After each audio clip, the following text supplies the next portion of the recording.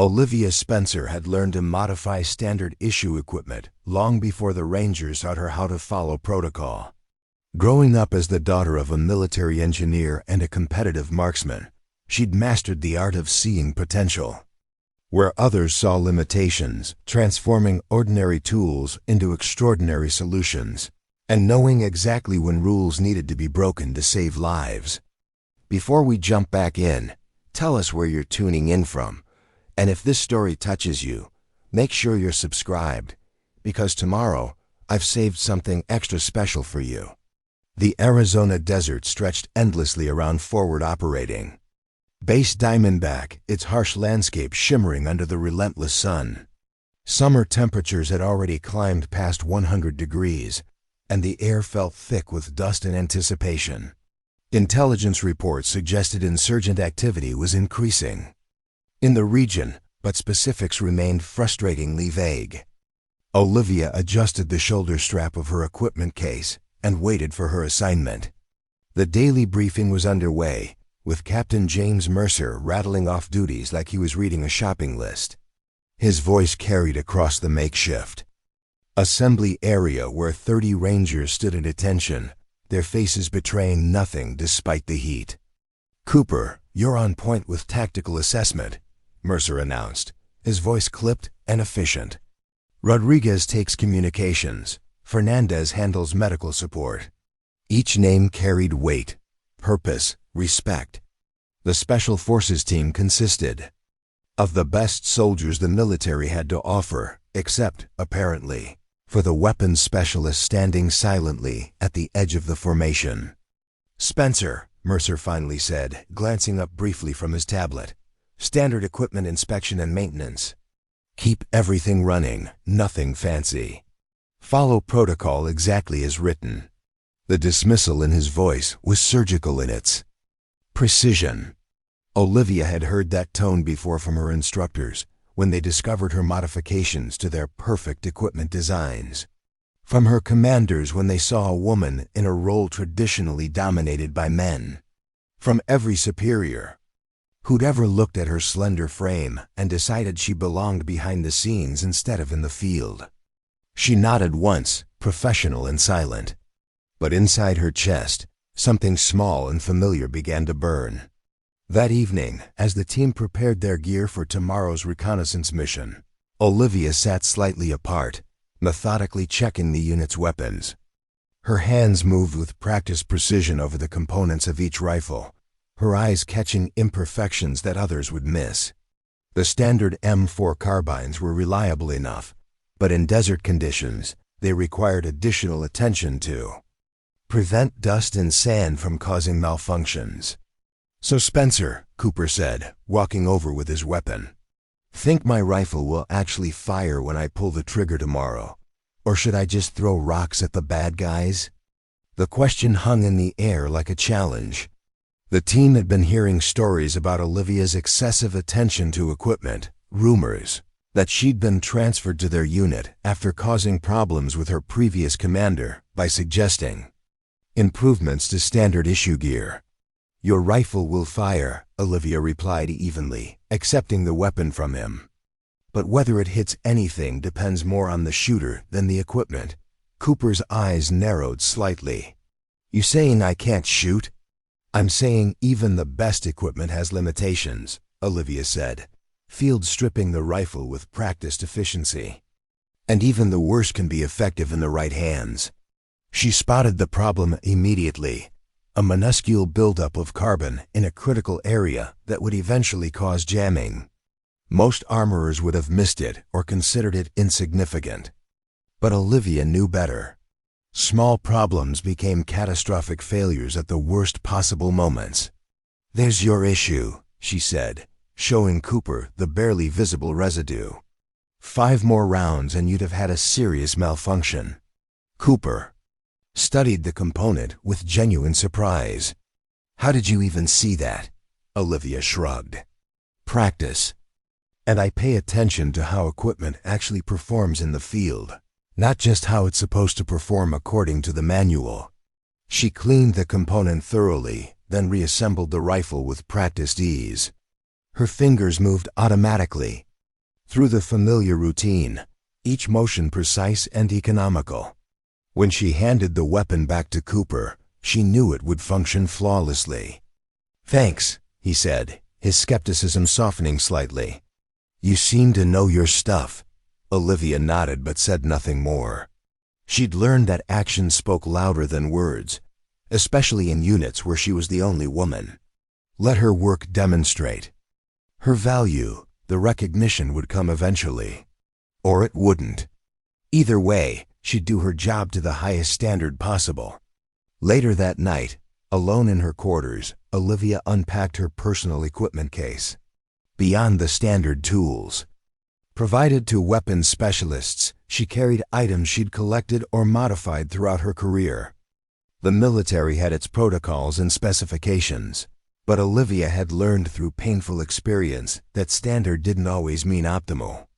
She removed a small custom-made toolkit from a hidden compartment in her case. The specialized instruments had been designed by her father before his retirement from military engineering. Each one created to solve specific problems that standard tools couldn't address. Using them was technically against regulations. Weapons were supposed to be maintained with authorized equipment only, but Olivia had never encountered a commanding officer who complained about results, even if they questioned her methods. Preparing and narrating this story took us a lot of time, so if you are enjoying it, subscribe to our channel. It means a lot to us. Now back to the story. Next came her notebook, filled with detailed observations about equipment performance under various conditions. Temperature extremes, dust levels, humidity variations, all affected weapons differently, and all required adjustments that weren't covered in standard manuals. The military believed in standardization, but Olivia believed in adaptation. Finally, she removed a small case containing specialized lubricant she'd developed herself. The military-issued lubricant worked well enough under normal conditions, but in extreme desert heat or Arctic cold, it became either too thin or too thick.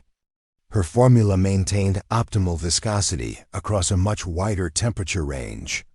Again, using it violated protocol, but Olivia had watched soldiers die when their weapons failed at critical moments.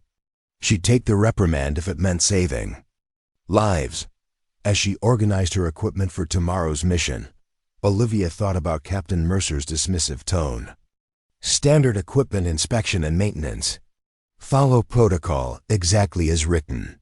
The instruction suggested he'd heard about her reputation for improvements and wanted to prevent any deviations from established procedures.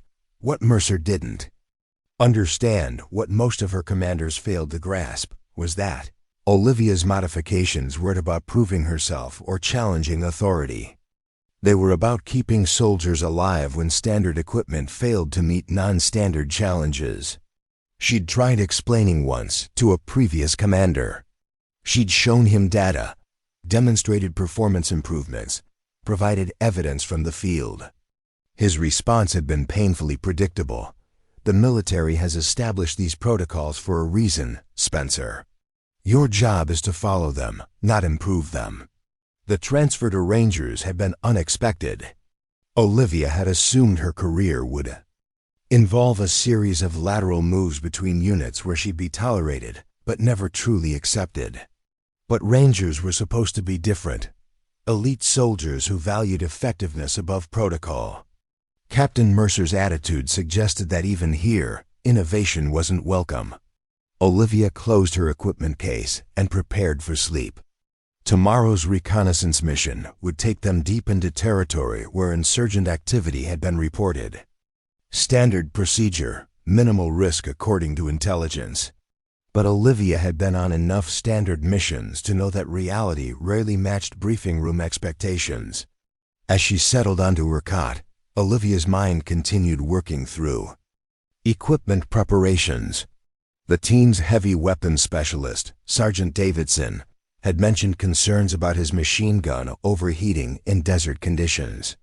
The standard cooling system was inadequate for extended firefights in high temperatures.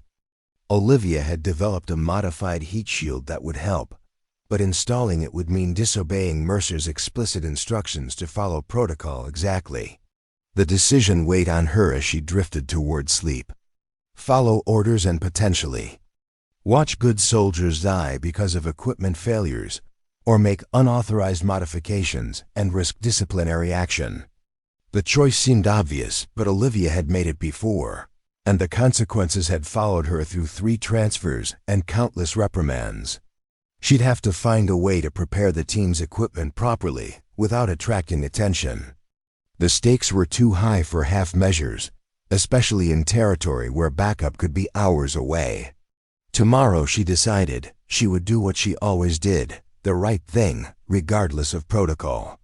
She just needed to be smarter about hiding. Her improvements. Morning arrived with brutal heat already building by 0600 hours. The reconnaissance team assembled at the motor pool, checking their vehicles and equipment one final time before departure. Captain Mercer moved among them, verifying preparations and asking pointed questions about mission parameters. When he reached Olivia, his inspection was particularly thorough. He examined the weapons she'd maintained, checking each one against the specifications in his digital manual. "These all maintained according to standard protocol, Spencer?" he asked, his tone suggesting he expected to find violations. "Yes, sir," Olivia replied. "Standard protocol, exactly as written." It wasn't exactly a lie. She'd followed every REQUIRED maintenance procedure.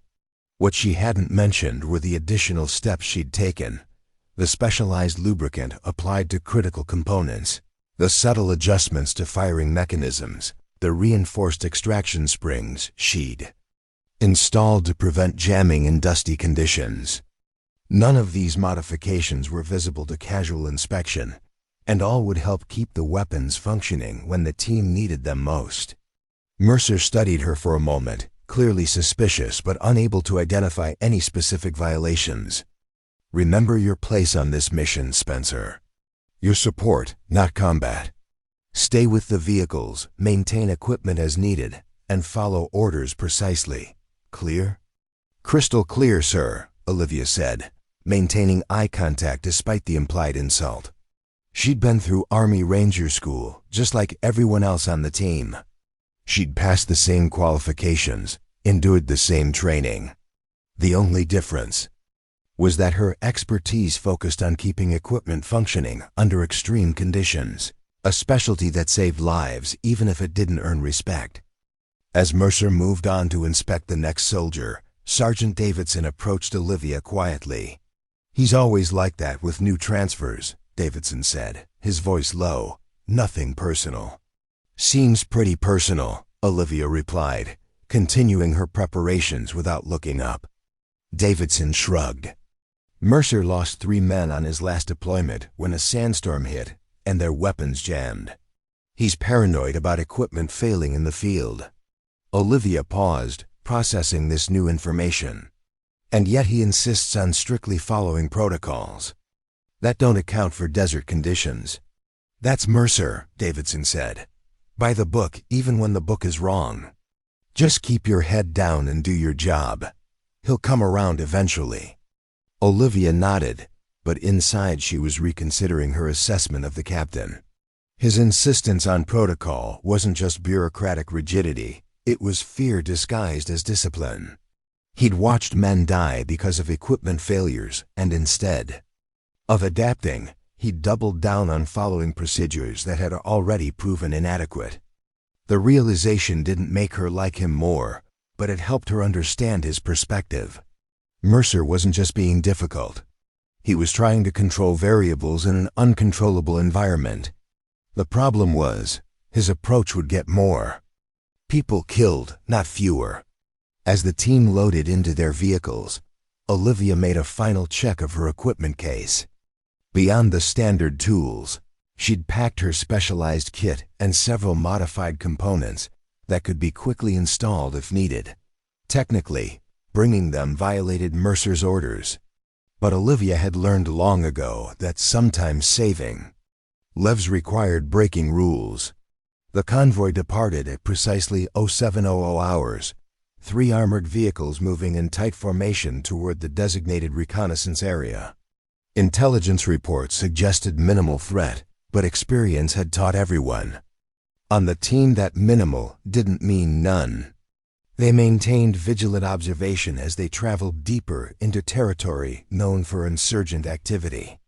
Olivia rode in the third vehicle, positioned to access equipment in all three if maintenance was needed during the mission. Her primary responsibility was ensuring weapons remained functional, but she'd also been trained to assist with vehicle repairs if the situation demanded it. 2 hours into the journey, they reached the first checkpoint, an abandoned village that had been cleared by previous patrols. The team secured the area efficiently, establishing a temporary base of operations while Cooper and Rodriguez moved forward to conduct initial reconnaissance of the target zone. Olivia used the stop to check weapons for dust infiltration. The desert environment was brutal on mechanical systems, with fine sand finding its way into the smallest openings. She moved from soldier to soldier, verifying that their equipment remained in optimal condition despite the harsh conditions. When she reached Davidson, he handed over his machine gun with visible concern. "Something feels off with the feed mechanism," he said. "It's sluggish, like there's resistance where there shouldn't be." Olivia examined the weapon carefully, identifying the problem immediately. Sand had accumulated in the feed tray, creating friction that would eventually cause a catastrophic jam, possibly during a firefight when Davidson needed the weapon most. "I need to disassemble and clean this completely," she told him. "It'll take about 20 minutes. Davidson glanced toward where Mercer was reviewing maps with the team leaders. "Do what you need to do," he said quietly. "Just make it work." Olivia nodded and moved to the back of the vehicle where she could work. Without drawing attention, she quickly disassembled the machine gun, cleaning each component thoroughly before reassembling it with her specialized lubricant applied to critical surfaces. The modification wasn't drastic, just a different lubricant formulation that repelled sand more effectively, but it violated Mercer's order to follow standard protocols exactly. As she worked, Olivia listened to the radio traffic between Cooper and the command team. The reconnaissance elements had reached the target area and were reporting signs of recent activity. Tire tracks, discarded supplies, evidence of a hasty departure. Something had been happening here, and recently. Possible HVT location identified. Cooper's voice came through the radio, using the acronym for high-value target. Building appears recently occupied with communications equipment visible through windows. Request permission to approach for closer observation. Mercer's response was immediate. Negative. Maintain distance and continue observation. This is reconnaissance only, not engagement. The caution was standard procedure, but Olivia sensed unease in Cooper's next transmission. "Sir, activity visible inside the structure. Multiple individuals, at least one matches target description. They appear to be destroying equipment and preparing to move." The situation was evolving rapidly from observation to potential engagement. Olivia quickened her pace, completing Davidson's weapon maintenance with efficient precision.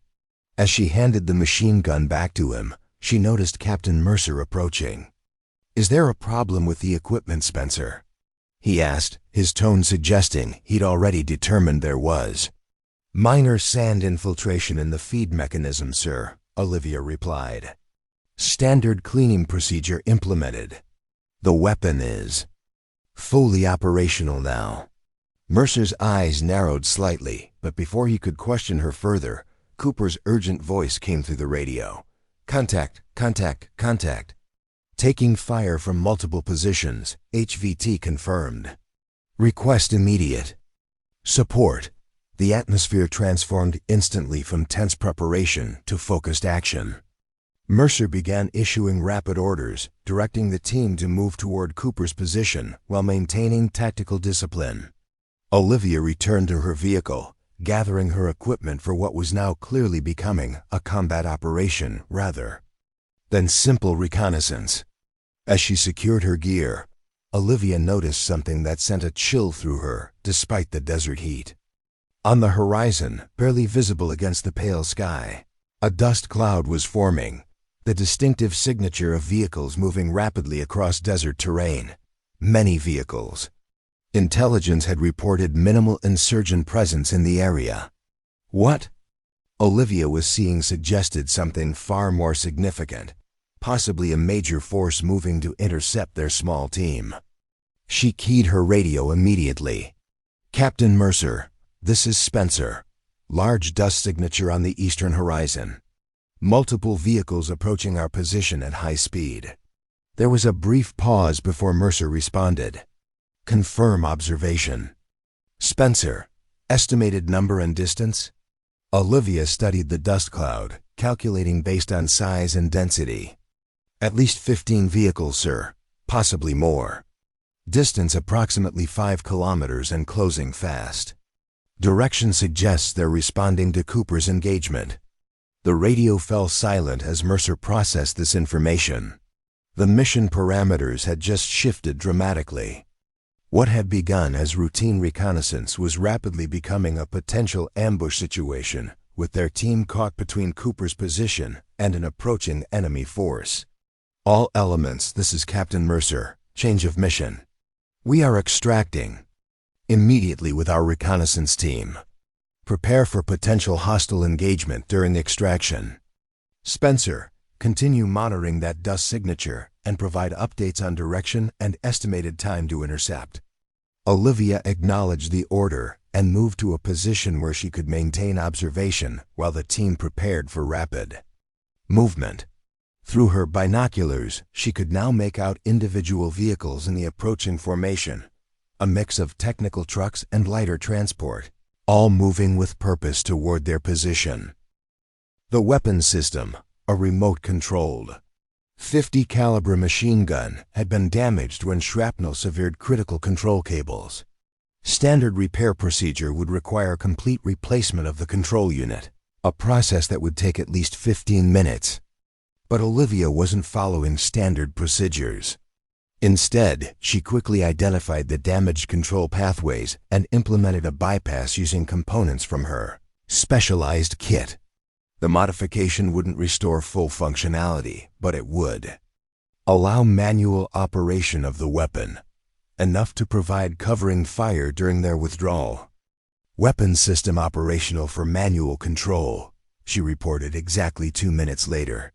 "We need a gunner in the hatch." "I'll take it," Davidson volunteered, already moving toward the position. As the team remounted their vehicles, Olivia moved quickly to the third vehicle to address the mobility issues. The punctured tires were run flats, designed to function even when damaged, but they'd been compromised beyond their design parameters. Again, standard protocol offered no immediate solution. Drawing on modifications she'd developed during previous deployments, Olivia quickly reinforced the damaged sections using specialized compounds from her kit. The improvised repair wouldn't last long, but it would give the vehicle enough mobility to keep pace with the others during the critical first phase of their withdrawal. "All vehicles ready to move," she reported, climbing into the second vehicle where Mercer was coordinating their escape. He gave her a look that contained both skepticism and grudging respect. "We'll see if your modifications hold, Spencer. If they don't, we're all in trouble." "They'll hold, sir," Olivia replied with quiet confidence. "Long enough to get us home." The convoy began moving, accelerating away from the engagement area as Davidson provided covering fire from the lead vehicle's manually operated weapons system. Behind them, the insurgent force was now fully engaged, with the main convoy joining the pursuit. Olivia monitored the vehicle's performance as they pushed toward friendly territory. Her modifications were holding, but she could see the strain on systems that were being pushed beyond their design specifications. The damaged third vehicle was struggling to maintain speed, and Davidson's jury-rigged weapons system required constant adjustments to remain operational. "Spencer," Mercer called from the command position. "Assessment on Vehicle 3? Olivia checked the telemetry readings. Tire pressure dropping but still within operational parameters. We've got maybe 15 minutes before mobility is significantly compromised. It wasn't enough. The pursuit force was gaining ground, with the fastest vehicles now less than a kilometer behind them. They needed more time, more distance, or a significant tactical advantage. Mercer made the call. We'll make our stand at checkpoint Bravo. The terrain provides defensive advantages, and we can call for air support from that position. Checkpoint Bravo was a small outpost that had been established. During previous operations, little more than a fortified position with good visibility and defensive coverage. It wasn't designed to withstand a major assault, but it offered better protection than trying to outrun a superior force across open desert. As they approached the checkpoint, Olivia's mind was already working through scenarios and solutions. Their standard equipment and protocols weren't designed for this situation. A small team defending against a much larger force with limited supplies and support. But Olivia Spencer had never been limited by standard anything. And as the team prepared to make their stand, she was already planning modifications that might make the difference between survival and disaster. The race to checkpoint Bravo became a tactical withdrawal under fire as the fastest pursuit vehicles closed the distance. Davidson's modified weapon system proved its worth, forcing the lead vehicles to maintain distance or risk precise fire from the .50 caliber machine gun. Olivia's tire reinforcements held, keeping the damaged third vehicle in formation despite progressive deterioration. When they finally reached the checkpoint, a small fortified position set against a rocky escarpment, the team deployed with practiced efficiency. Defensive positions were established, weapons were distributed, and communications were established with headquarters to request immediate air support. The response was not encouraging. Nearest air assets are engaged elsewhere. Estimated time to support is 45 minutes minimum. Mercer's expression remained controlled, but Olivia could see the calculation behind his eyes. Their position was defensible, but not impregnable. The pursuing force, now clearly visible as a convoy of at least 25 vehicles carrying heavily armed fighters, would reach them in minutes. Their ammunition was limited, their equipment damaged, and support was nearly an hour away. Options? Mercer asked his team leaders. Continued defensive withdrawal, Cooper suggested. Use the terrain to slow their advance while we move towards secondary extraction point. Rodriguez shook his head. Too exposed during movement. Better to hold here where we have cover and established fields of fire. Davidson was checking his ammunition supply. We can hold them for maybe 20 minutes with current resources. After that, we're running on empty. Mercer turned to Olivia. Spencer, equipment status? The question surprised her.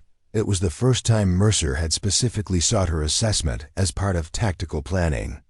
Weapons are operational, but will require maintenance after sustained fire in these conditions. Vehicles can move, but at reduced efficiency. The lead vehicle's weapon system is functioning on manual control only, and that's a temporary fix at best. Mercer nodded, processing the information. Standard equipment, standard protocols, he said quietly, almost to himself. Then he looked directly at Olivia. What would you suggest, Spencer? And don't give me the standard answer. The moment hung between them, an acknowledgement that the situation had moved beyond standard solutions. Olivia understood what Mercer was really asking. What modifications, what improvements, what unorthodox approaches might save them when conventional tactics wouldn't? We need to change the equation, Olivia said, thinking rapidly. They expect us to either stand and fight or continue running. We need a third option that creates a force multiplier. Her mind raced through the available resources. The standard equipment they carried, the natural terrain features, the specific vulnerabilities of their pursuers. The valley approach, she continued, pointing to the map. It's the most direct route to our position.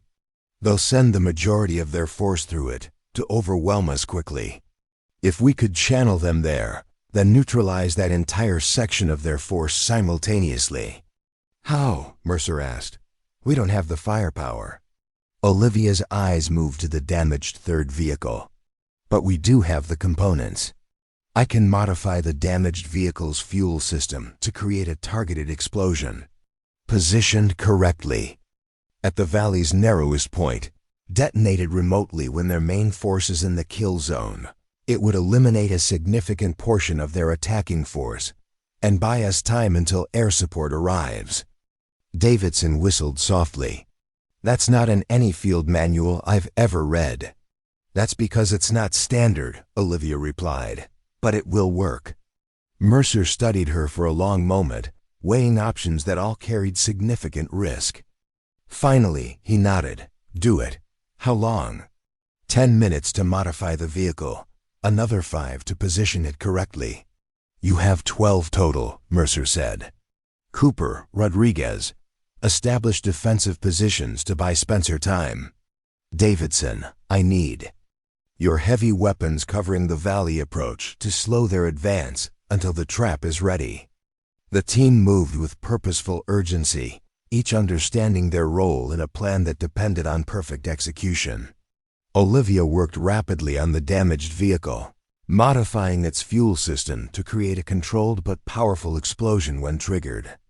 The process required bypassing multiple safety systems and reconfiguring components in ways their designers never intended. As she worked, the first rounds from the pursuing force began impacting near their position. Davidson's heavy machine gun answered, its distinctive report echoing across the desert landscape. The battle had begun, and time was running out. Vehicle modifications complete, Olivia reported 8 minutes later. Ready for positioning. Cooper joined her, prepared to drive the vehicle to its final location. Once it's in position, remote detonation system has a range of approximately 500 meters, Olivia explained, showing him the modified trigger mechanism she'd created from communications equipment. Get it to the marked position, then withdraw immediately. Cooper nodded, his expression serious but determined. Good work, Spencer. This might actually save our asses. The modified vehicle moved out, Cooper navigating carefully toward the designated position while the rest of the team provided covering fire. The pursuing force had deployed into attack formation, with their main element indeed moving toward the valley approach, exactly as Olivia had predicted. Vehicle in position, Cooper reported moments later, sprinting back toward their defensive line. Ready for detonation on your command. Mercer turned to Olivia. It's your show, Spencer. Make it count. Olivia moved to an observation position, watching through binoculars as the insurgent vehicles entered the valley. Timing would be critical. Too early, and they'd only catch the lead elements. Too late, and they risked the main force passing through the kill zone. The pursuers moved, cautiously but with confidence, believing their superior numbers guaranteed victory. They had no reason to suspect that the damaged vehicle abandoned in the valley was anything other than a disabled transport. First third of their force is in the valley, Olivia reported, tracking their movement. Middle elements entering now. Mercer nodded, trusting her judgment. On your call. Olivia continued watching, calculating distances and timing. When approximately 150 insurgent fighters and 15 vehicles had entered the narrow valley section, she made her decision. Now, she activated the detonation mechanism, and for a brief moment, nothing happened. Then the valley erupted in a massive explosion that channeled down the narrow passage, engulfing vehicles and fighters in a devastating blast wave. Secondary explosions followed as ammunition and fuel tanks ignited, multiplying the effect beyond even Olivia's calculations. When the dust and smoke began to clear, the valley approach had been transformed from an attack route into a graveyard of burning vehicles and scattered forces.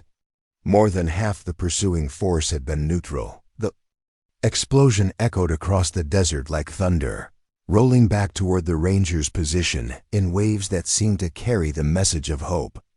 Through her binoculars, Olivia watched as the insurgent force scattered in disarray. What had been an organized assault was now chaos. Vehicles burning, fighters running for cover, command structure shattered. "Status report," Mercer demanded.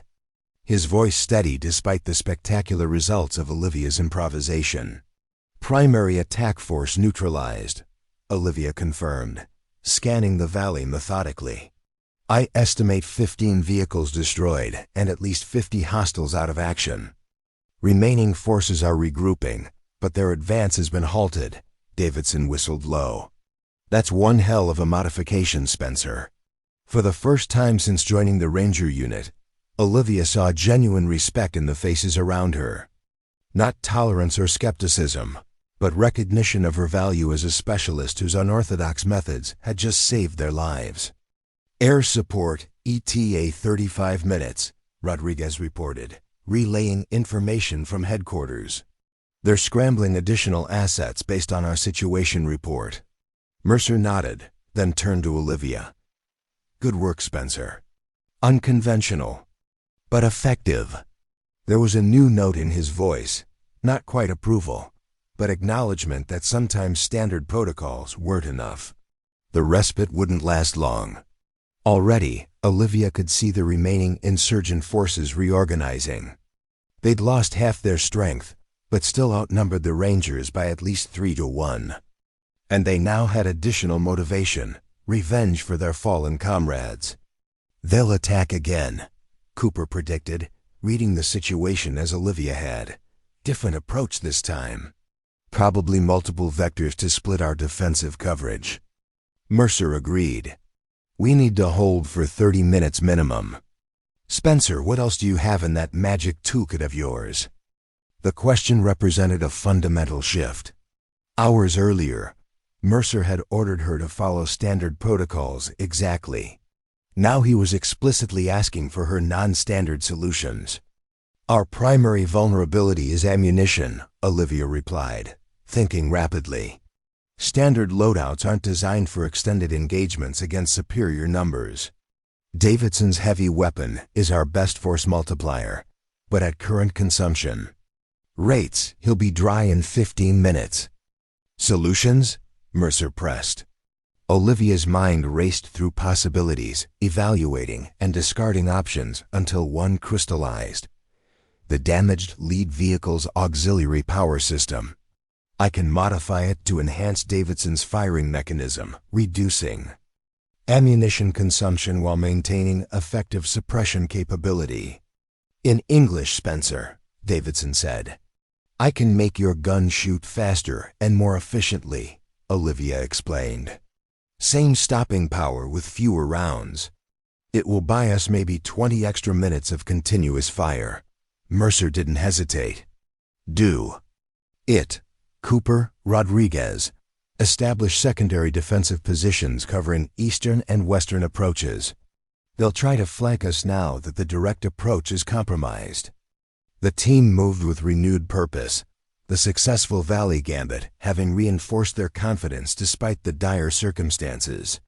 Olivia worked quickly on Davidson's weapon, implementing modifications she'd developed during previous deployments, but had never been authorized to use. The standard M240 machine gun was already a reliable weapon, but its firing mechanism was designed with safety margins that limited its efficiency.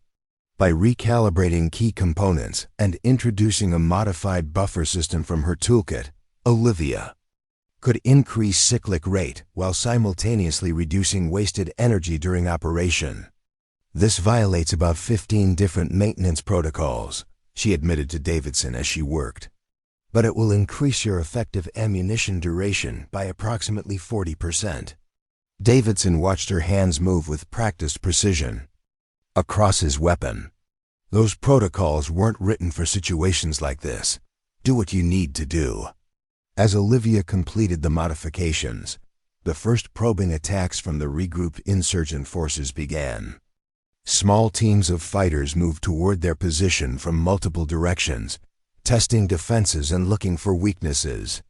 Cooper and Rodriguez engaged selectively, conserving ammunition while making each shot count.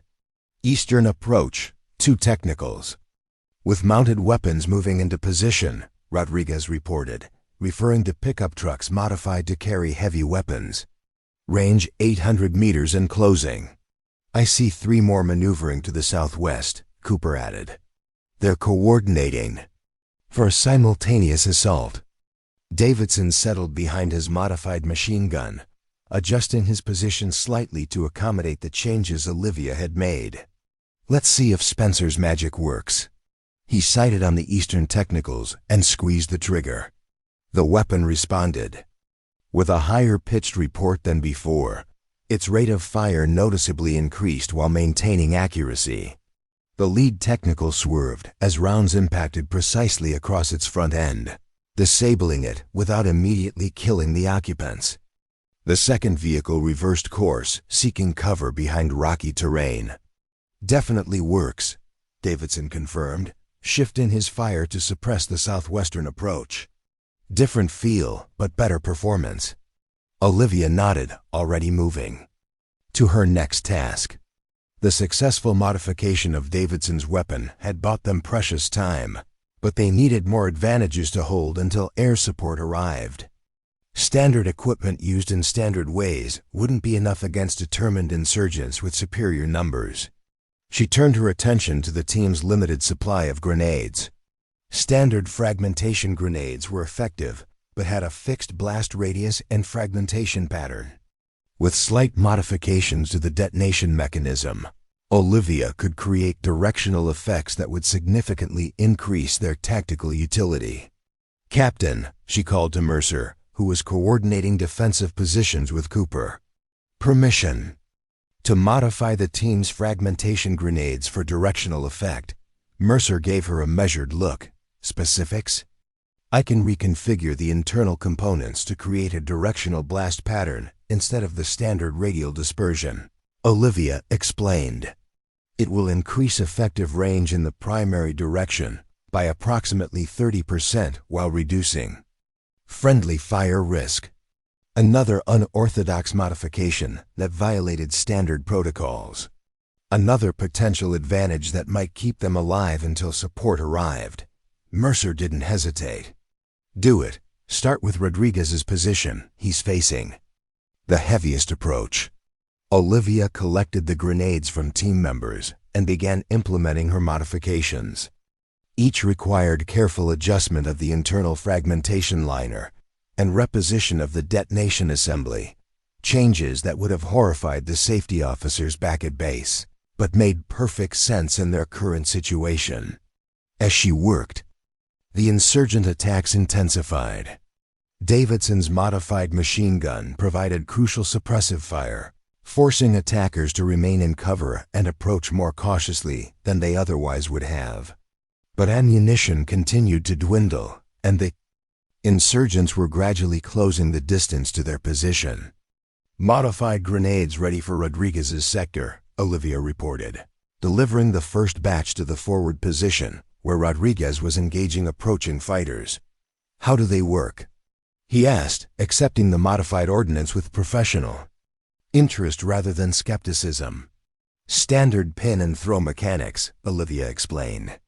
"But they're marked with red tape on the directional side that faces the enemy. Blast pattern extends primarily in that direction, with reduced effect to the sides and rear." Rodriguez nodded. "Creative engineering, Spencer. Let's see if it works." The opportunity came moments later as a group of insurgents attempted to advance under cover of suppressive fire from their own heavy weapons. Rodriguez deployed one of the modified grenades, placing it with practiced precision. The detonation was different from standard, a focused blast that projected fragmentation in a concentrated pattern toward the advancing fighters. Where a standard grenade might have wounded 1 or 2, the modified version neutralized 5 insurgents simultaneously. "Effective," Rodriguez reported with professional appreciation. "Very effective." Word spread quickly through the team. Olivia's modifications were working, extending their capabilities beyond standard parameters and giving them advantages that were keeping them alive against overwhelming odds. Mercer approached as Olivia continued modifying the remaining grenades.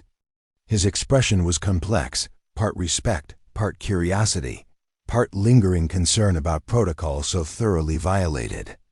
"Where did you learn these modifications?" he asked, watching her hands move with practiced efficiency across equipment that most specialists wouldn't dare alter. Olivia continued working as she answered, "My father was a military engineer. He believed equipment should adapt to conditions, not the other way around. He taught me that standard specifications are starting points, not sacred texts. And the military hasn't embraced your improvements because... Standardization has advantages," Olivia acknowledged. "Predictability, consistency, simplified logistics. My modifications work, but they require individual adjustment for specific conditions. That's not compatible with mass production or standard training protocols." Mercer considered this.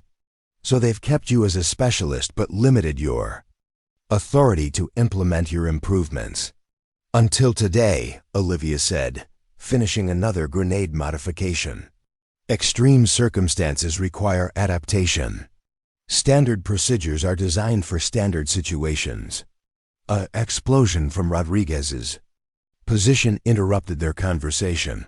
Another modified grenade, demonstrating its effectiveness against advancing insurgents. The Rangers were holding, but the pressure was increasing as the remaining enemy forces committed fully to the assault. "Air support ETA 20 minutes, Cooper reported from the communications position. "Insurgents are jamming some frequencies. Comms are degrading, 20 minutes. They needed to hold position for 20 more minutes against an enemy that was growing more determined with each passing moment. Standard ammunition loads were nearly depleted. Standard defensive positions were increasingly vulnerable as insurgents identified their weaknesses." Olivia completed the grenade modifications and surveyed their situation with tactical clarity. They needed another advantage, something unexpected that would disrupt the insurgents' increasingly coordinated attacks. Her eyes fell on the teams. Signal flares, standard issue equipment for marking positions or signaling aircraft. In their current form, they served a single purpose, but with modifications. "Captain," she said, turning to Mercer, "the signal flares. I can modify them into perimeter defense devices that will disorient attacking forces and provide temporary visual cover if we need to adjust positions." Mercer was past questioning her methods. "How long?" 7 minutes for the full set." Olivia replied. "You have 5, Mercer said. Western approach is about to be overrun. We need solutions now, Spencer." Olivia worked with focused intensity, modifying the signal flares to create what were essentially ground-based diversionary devices. By reconfiguring the ignition system and pyrotechnic components, she transformed simple signaling tools into tactical advantages that could create confusion and visual obstruction when deployed properly. "Modified flares ready," she reported 4.5 minutes later. "Deployment at ground level will create a sustained visual barrier that obscures our positions while disorienting advancing hostiles. Duration approximately 45 seconds. Per device." Davidson, who had been conserving ammunition between attacking waves, looked at the modified flares with interest. Perfect timing.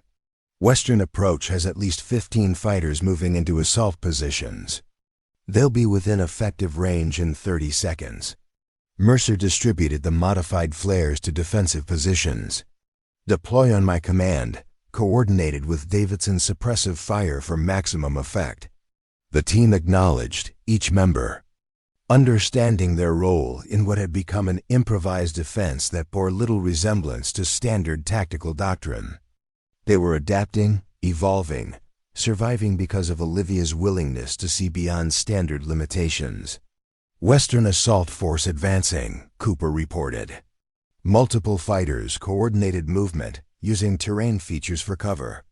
Mercer watched their approach through binoculars, waiting for the optimal moment. When the insurgents committed to their final advance, Moving from cover toward the Ranger's position, he gave the command. Deploy modified flares, western approach. Davidson, suppressive fire through the center. The Rangers executed with precision. Modified flares ignited simultaneously across the western perimeter, creating a disorienting barrier of intense light and obscuring smoke that disrupted the insurgents' coordinated assault. Davidson's enhanced machine gun provided concentrated fire through the center of the approach, forcing attackers to seek cover that no longer offered protection due to the modified flare's effects.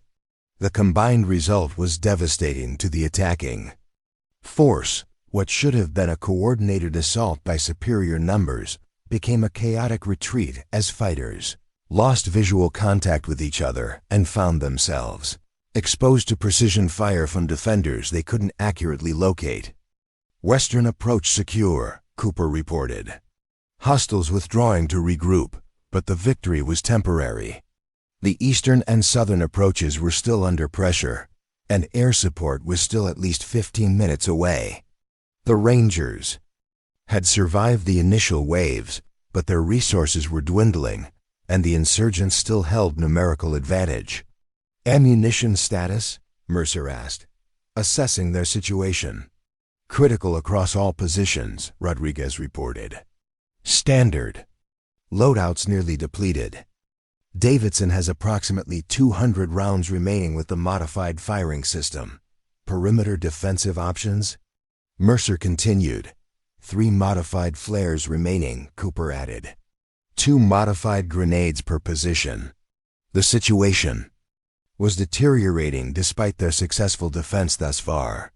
Standard equipment, even with Olivia's modifications, was approaching its limits. They needed another advantage, something that would decisively change the equation rather than merely extending their survival time. Olivia surveyed their remaining resources with methodical attention. Standard equipment, standard supplies. Nothing that would provide the decisive advantage they needed. Then her eyes fell on the team's single remaining anti-tank weapon.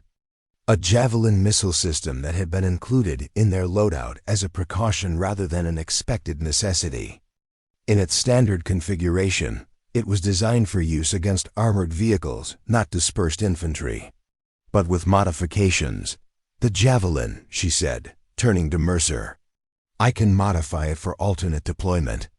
Mercer's expression was skeptical. That's $1 million piece of equipment, Spencer, and it's designed for armor, not infantry. In its standard configuration, yes, Olivia acknowledged. But the guidance system and warhead can be modified for airburst detonation over concentrating enemy forces. One shot, properly placed and timed, could neutralize their entire southern assault element. It was perhaps her most unorthodox suggestion. Yet, reconfiguring a precision anti-armor weapon into what was essentially a tactical area denial system. The modification would destroy the Javelin's sophisticated components, rendering the expensive system unrecoverable. It violated every protocol for handling specialized munitions, and it might save all their lives. Mercer weighed the options with the calm calculation of a commander who understood that survival sometimes required unconventional decisions. Do it, he said finally. But make it count, Spencer. That's our last significant force multiplier. Olivia retrieved the Javelin system and began implementing modifications that would fundamentally change its operation. The standard guidance system was designed to direct the missile to impact directly on armored targets. By recalibrating key parameters and modifying the proximity fuse, she could create an airburst effect that would distribute the warhead's energy over a wider area. The modification was delicate, requiring precise adjustments to systems designed specifically to prevent the very changes she was making. The military had built-in safeguards to ensure weapons performed exactly as intended, no more, no less. Olivia was systematically bypassing those safeguards to create capabilities the designers had never intended. Southern approach, Rodriguez reported as Olivia worked. Large concentration of hostiles massing behind the ridgeline. Looks like they're preparing for a coordinated rush from multiple directions. The insurgents were adapting, learning from their failed approaches. They recognized that the Rangers' defensive capabilities were limited and ammunition was running low. A massive coordinated assault from multiple directions would overwhelm even the most disciplined defensive positions. Javelin modification complete, Olivia announced, securing the final connections. Airburst capability achieved with proximity. Detonation approximately 5 meters above target area. Effective radius extended to approximately 30 meters. She turned to Mercer. It needs to be deployed from an elevated position for maximum effect. The shooter needs clear line of sight to the target area and steady hands. The guidance system is now extremely sensitive due to the modifications. Mercer nodded. Davidson, you're our best with heavy weapons. You'll take the shot. But Davidson shook his head. With respect, sir, Spencer should take this one. She modified it. She understands exactly how it will perform. And I've seen her hands, steadier than anyone else here when it matters most. Mercer looked at Olivia, evaluating. In standard operations, weapons specialists maintained equipment, but didn't deploy specialized systems in combat situations. But this had moved far beyond standard operations the moment they'd engaged a force 10 times their size. Can you make the shot? He asked directly. Olivia met his gaze. Yes, sir. I know exactly how the modified system will perform. I can. Place it precisely where it needs to be for maximum effect. Another protocol broken. Another boundary crossed. Mercer made the call. Spencer takes the shot. Davidson, maintain suppressive fire to cover her position. Cooper, Rodriguez, prepare for immediate coordinated response after the Javelin deployment. This is our one chance to break their assault before they overwhelm us. Olivia moved to the elevated position on their perimeter, carrying the modified Javelin with the careful precision of someone who understood exactly how dangerous her changes had made the system. One incorrect movement, one misjudged parameter, and the weapon could fail catastrophically, possibly harming the user as much as the intended targets. From her position, she could see the insurgents massing behind the ridgeline. At least 60 fighters preparing for what would likely be their final, overwhelming assault. Air support was still 10 minutes away, too late if this concentrated force reached their defensive perimeter. In position, Olivia reported, stabilizing the modified Javelin and activating its targeting system. The display flickered differently than standard. Her modifications had altered the interface along with the functionality. Southern Assault Force is moving, Cooper warned. They're starting their advance. Time compressed to a singular focus as Olivia acquired the target. Area.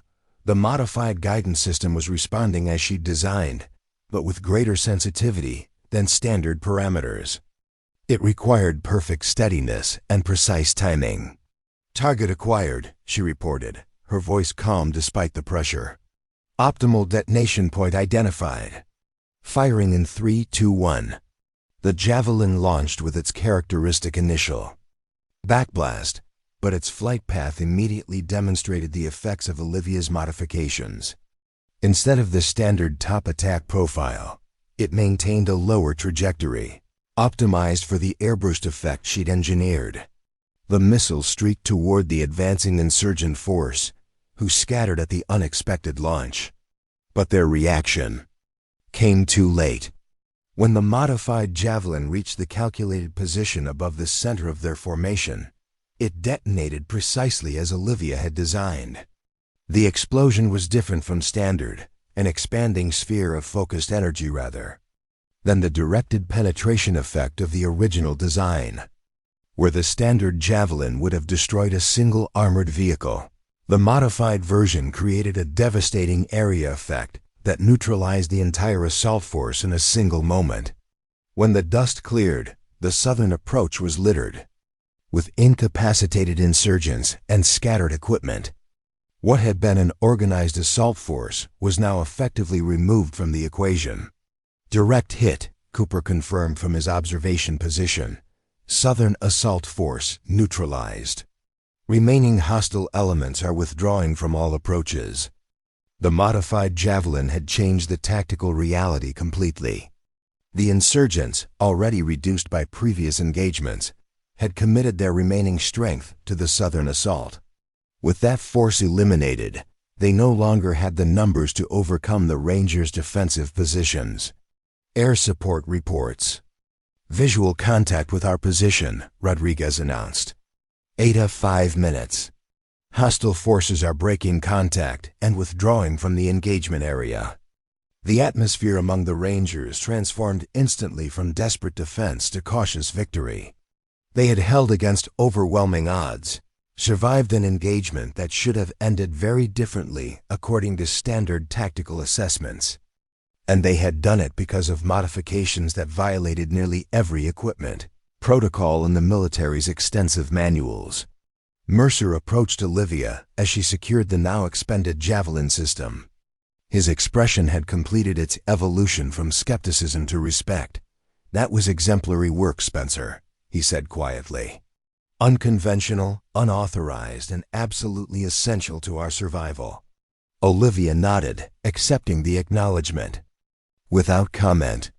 She'd done what was necessary, what she'd always done throughout her career. The difference was that this time, the results were too significant to be dismissed or overlooked.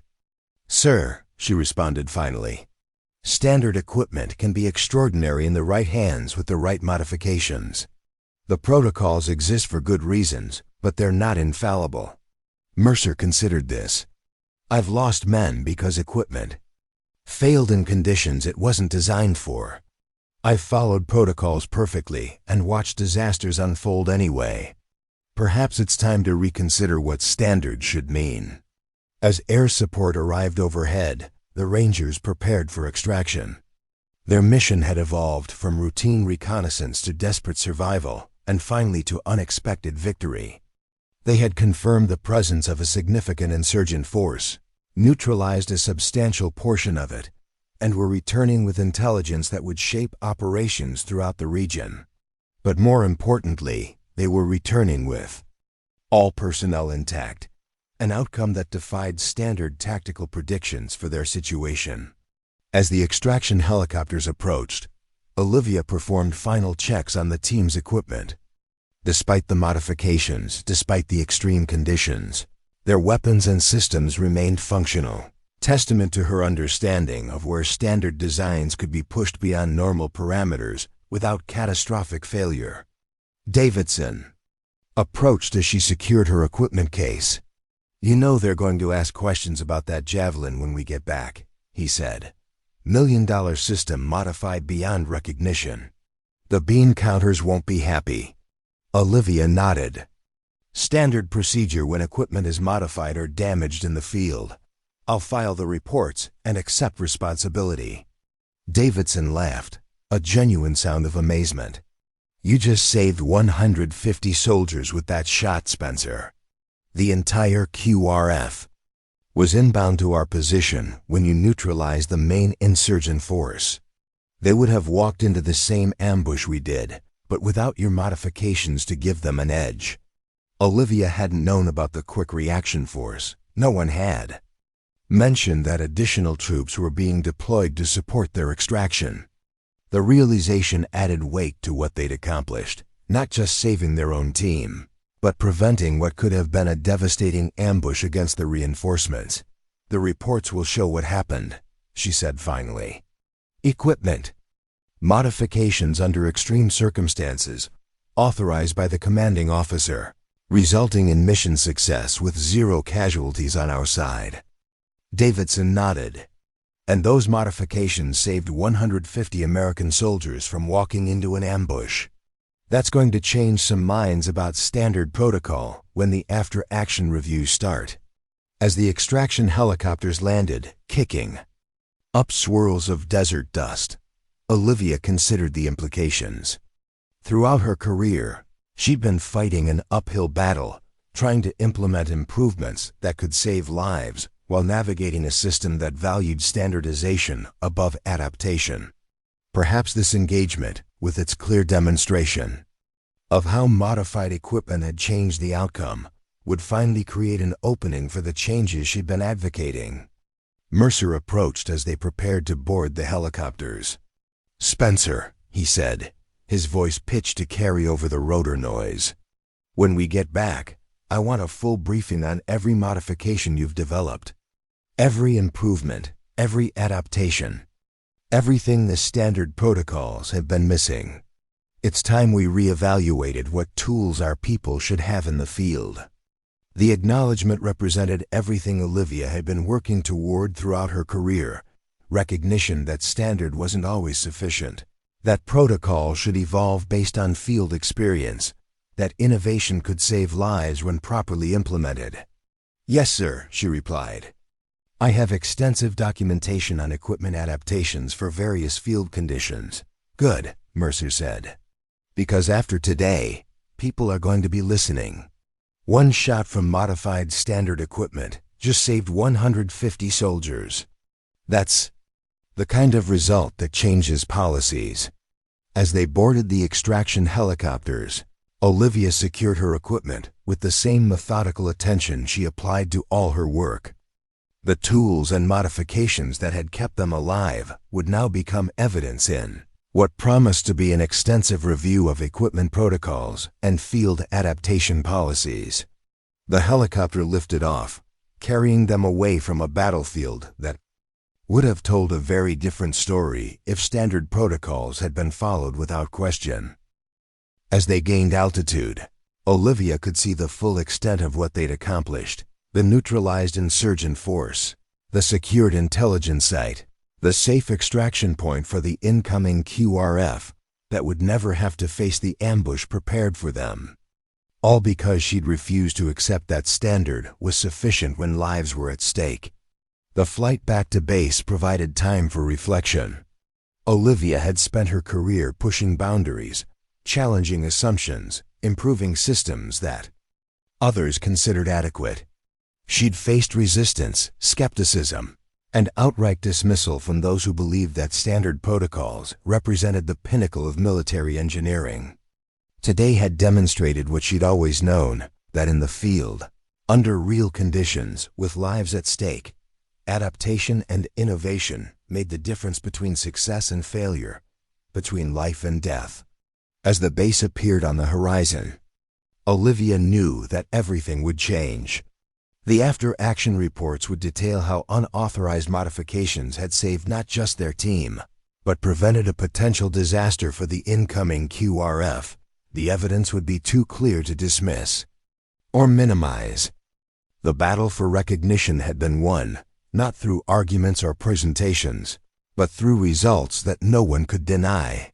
One shot from modified standard equipment had saved 150 soldiers, and nothing spoke louder in military circles than lives saved in combat operations. Olivia Spencer had always known that standard equipment could be extraordinary with the right modifications. Now finally, everyone else would know it too. The extraction helicopters touched down at Forward Operating Base Diamondback with the distinctive thump of skids hitting desert tarmac. Medical teams rushed forward, though their urgency proved unnecessary against all odds. The Ranger team had returned without casualties. Intelligence officers waited nearby, eager to debrief what had clearly been a significant engagement. Captain Mercer stepped from the lead helicopter, his expression a complex mixture of exhaustion and triumph. Behind him came the rest of the team, their gear showing clear evidence of intense combat: dust-covered equipment, depleted ammunition pouches, and the unmistakable alertness of soldiers who had faced death and survived. Olivia Spencer emerged last, carrying her equipment case with the same careful precision she'd shown throughout the mission.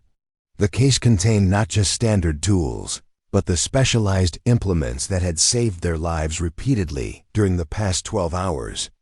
To the waiting personnel, she appeared no different from any other returning soldier. They had no way of knowing that her modifications had just changed military doctrine forever. "Full debriefing in 30 minutes, Mercer announced to his team.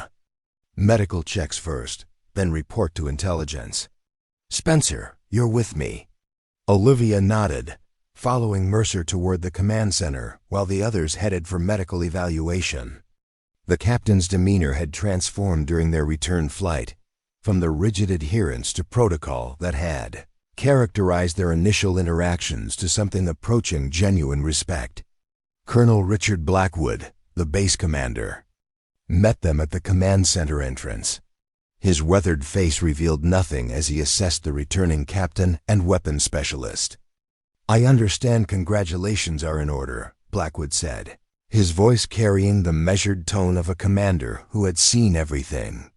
"Initial reports suggest your team neutralized a significant insurgent force despite being outnumbered approximately 10-1.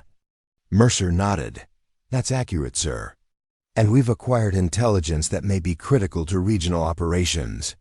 The facility we identified appears to have been a major command center." "Impressive," Blackwood acknowledged, then turned his attention to Olivia. "And you must be Specialist Spencer. I've heard some interesting preliminary reports about equipment modifications during this engagement."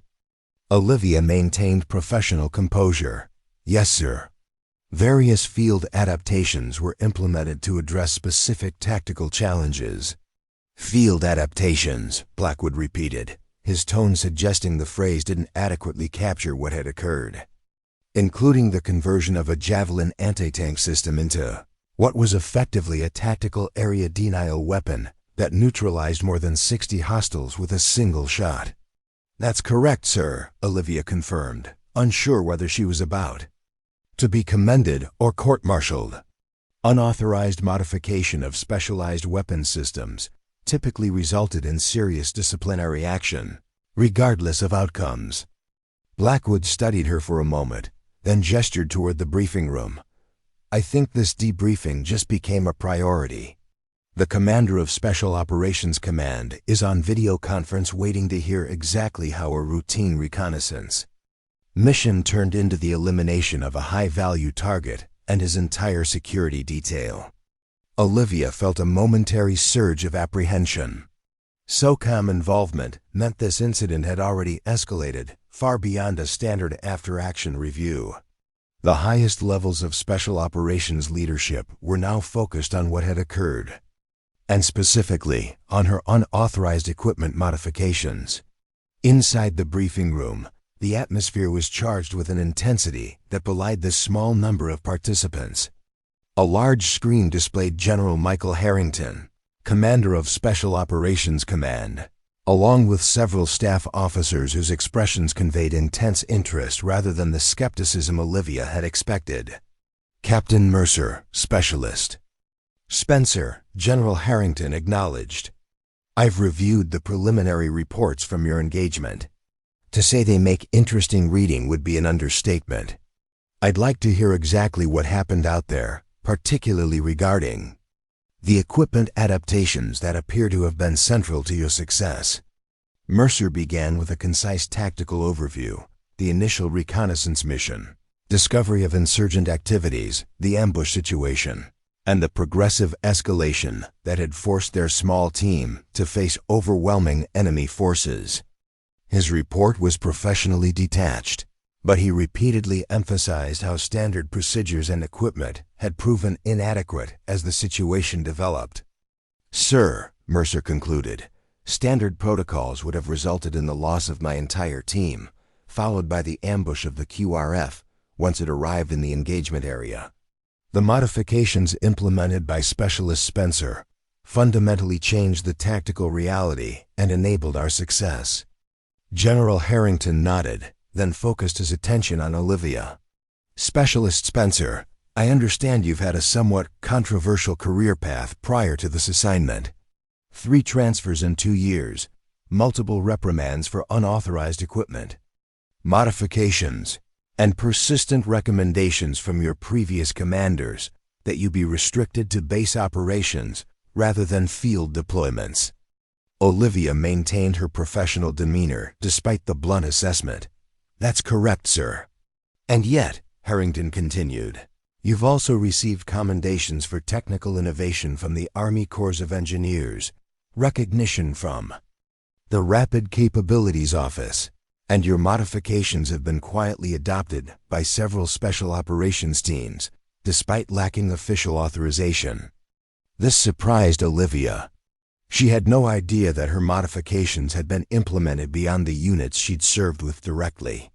"General," she responded carefully, "my focus has always been on adapting equipment to meet actual field conditions rather than theoretical standards. Sometimes that approach conflicts with established protocols." Harrington's expression remained neutral, but something in his eyes suggested interest rather than disapproval. "Walk me through the specific modifications you implemented during this engagement, starting with the vehicle-based explosive that neutralized the initial pursuit force." For the next 40 minutes, Olivia provided detailed explanations of each modification, the technical principles involved, the tactical advantages created, and the specific outcomes achieved. She referenced previous field experiences that had informed her approaches, demonstrating that these weren't impulsive improvisations, but carefully considered adaptations based on observed equipment limitations. Throughout her presentation, she maintained rigorous professionalism, focusing on results rather than protocols violated. She didn't apologize for the modifications or attempt to justify them beyond their tactical necessity. The facts spoke for themselves. Every adaptation had directly contributed to mission success and team survival. When she finished with the Javelin modification that had ultimately saved not just their team, but the inbound QRF, the briefing room fell silent. General Harrington studied her for several long moments before speaking. "Specialist Spencer," he said finally, "do you know why I'm personally involved in this debriefing?" "No, sir," Olivia admitted. "Because for the past 3 years, SOCOM has been quietly evaluating reports of equipment failures in non-standard environments. We've lost teams because weapons designed for European battlefields failed in desert conditions. We've watched operations compromised because communication systems couldn't adapt to unexpected interference. We've seen soldiers die because our procurement processes prioritize standardization over adaptability." The general leaned forward slightly.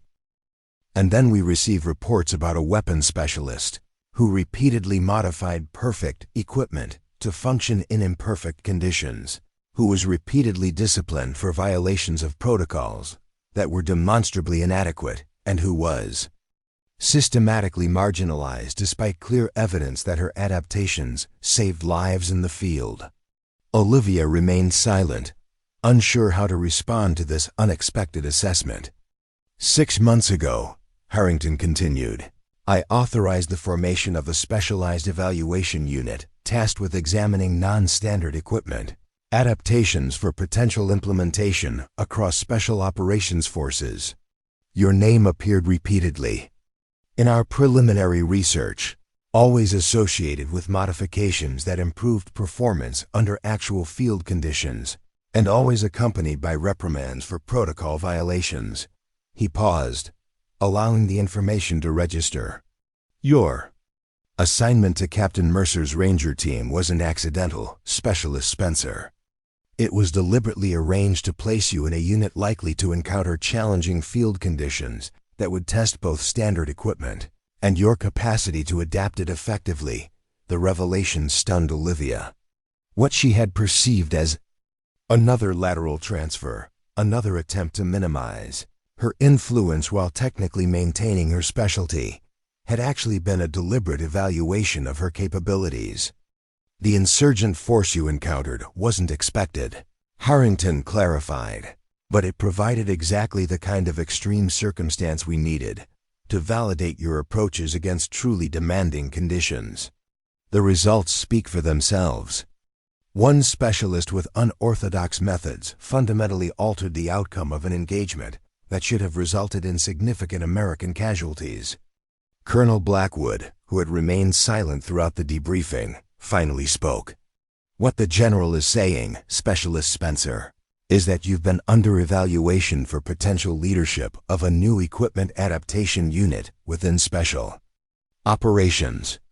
Today's engagement provided the final validation needed to move forward with that assignment. Olivia processed this information carefully, conscious of its implications. Sir, are you suggesting that my approach to equipment modification is being considered for official implementation? Not considered, General Harrington corrected. Approved. As of this morning, I've authorized the formation of the Tactical Equipment Adaptation Unit, with you as its founding technical lead. You'll be given resources, personnel, and most importantly, the authority to implement modifications that improve performance under actual field conditions. The statement represented everything Olivia had been working toward throughout her career: official recognition that adaptation was as important as standardization, that field performance mattered more than theoretical specifications, that saving lives sometimes required breaking protocols. Your first assignment, Harrington continued, will be documenting the modifications implemented during today's engagement, with specific attention to how they can be standardized for wider deployment. Your second will be reviewing equipment failure reports from the past 24 months to identify priority systems for adaptation. Colonel Blackwood will provide local support for your operations, but you'll report directly to my office. Mercer, who had remained professionally silent throughout most of the debriefing, spoke up. Sir, request permission to have my Ranger team assigned as the primary field testing unit for Spencer's initial adaptations. We've seen their effectiveness firsthand and would be well positioned to evaluate improvements. Harrington nodded. Granted. Your team has earned that opportunity, Captain. As the debriefing concluded and the video connection with SOCOM headquarters ended, Olivia remained seated, still processing the dramatic shift in her professional trajectory. What had begun as another mission under a skeptical commander had transformed into the validation of her entire approach to military equipment. Colonel Blackwood approached as she gathered her notes. That was quite a performance today, Spencer. Not many specialists modify $1 million weapon system in the field and live to tell about it, let alone receive commendation instead of court-martial. Thank you, sir, Olivia replied, still adjusting to the idea that her modifications were now officially sanctioned rather than grounds for disciplinary action. Don't thank me, Blackwood said. This came from well above my pay grade. Apparently, you've had advocates in the special operations community for some time, people who recognize the value of your approaches but couldn't officially endorse them within existing protocols. He handed her a folder containing official orders, your new authorization codes, security clearances, and unit parameters. Effective immediately, you have authority to modify any equipment in the Special Operations Inventory for evaluation purposes. Use it wisely. As Blackwood departed, Mercer remained behind, his expression thoughtful. You know, he said conversationally, when you were first assigned to my team, I received a full briefing on your history of protocol violations. The recommendation was to keep you on a tight leash, restrict your access to specialized equipment, and report any unauthorized modifications. Immediately, Olivia nodded. His initial attitude made more sense now. He had been primed to expect problems. I followed those instructions exactly, Mercer continued, until people started dying. Then suddenly, protocol seemed a lot less important than results. That's usually how it happens, Olivia acknowledged. Standard procedures work fine. Until they don't. The problem is recognizing the transition point before it's too late.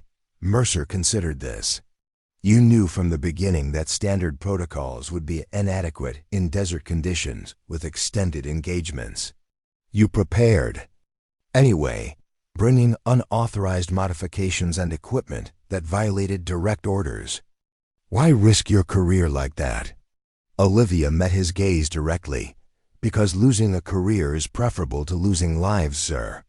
Equipment that performs perfectly in controlled environments often fails under actual field conditions.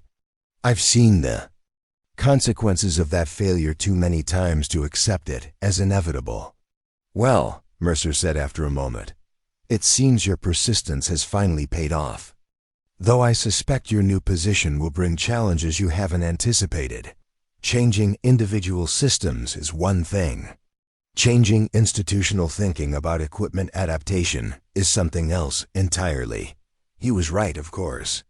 The authorization to modify equipment officially was only the first step in a much longer journey toward genuine institutional change. Resistance would come from many directions. Procurement officials invested in existing systems, training specialists. Concerned about complexity, logistics officers worried about supply chain implications. "One modification at a time, sir," Olivia replied.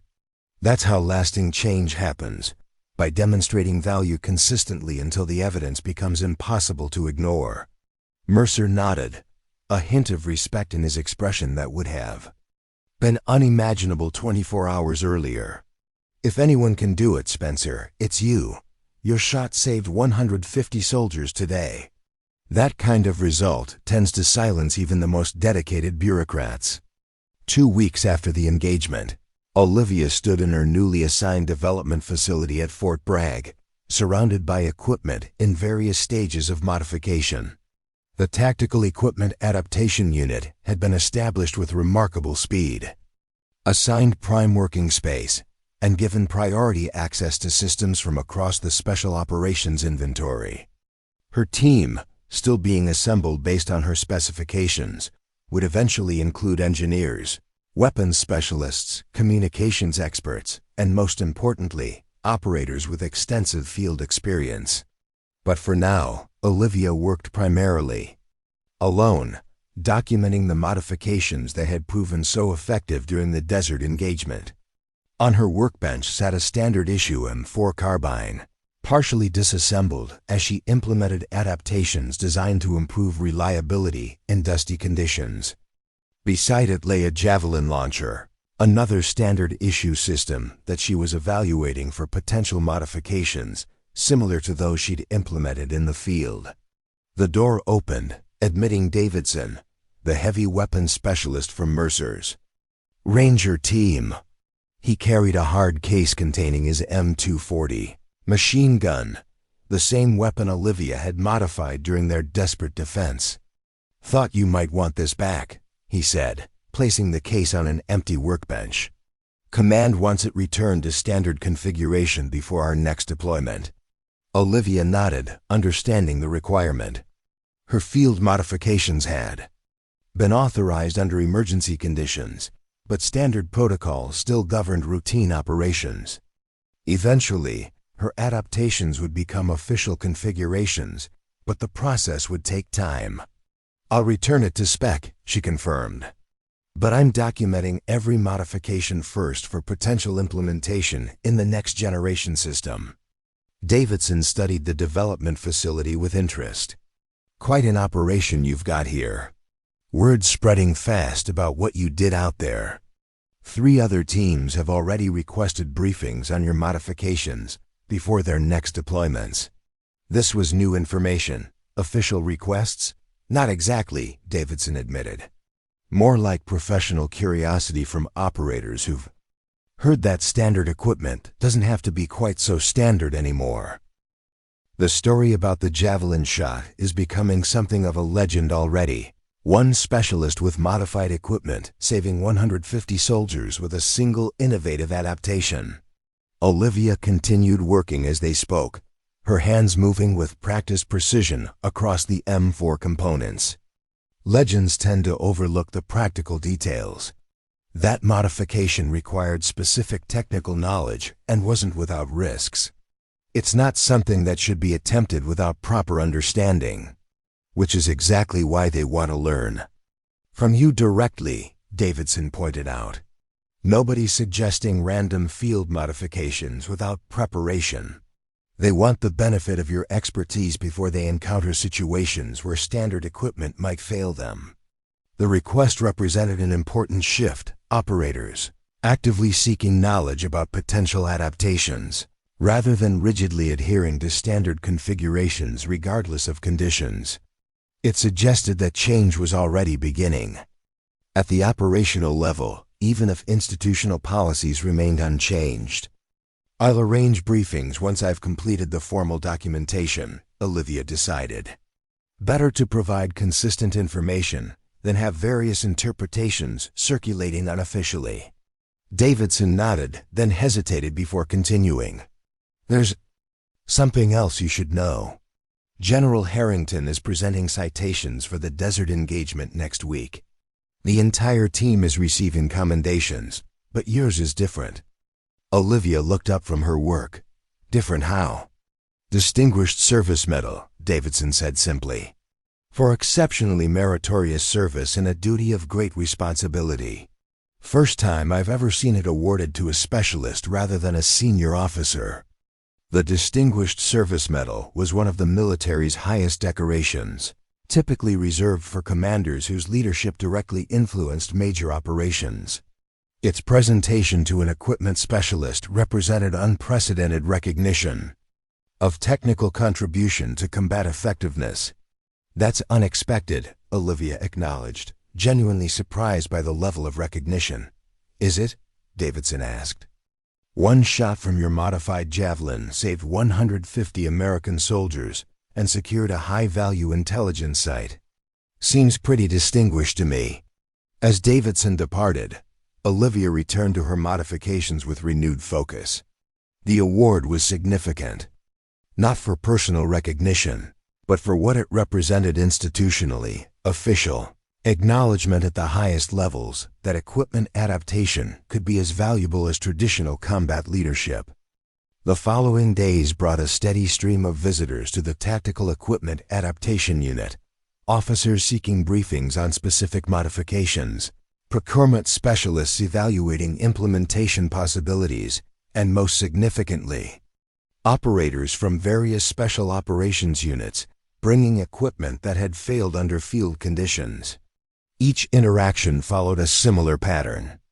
Initial skepticism gave way to genuine interest as Olivia demonstrated how small, targeted modifications could significantly improve performance under specific environmental conditions. The focus remained rigidly practical, not theoretical. Improvements for ideal scenarios, but specific adaptations for the challenging realities encountered in actual operations.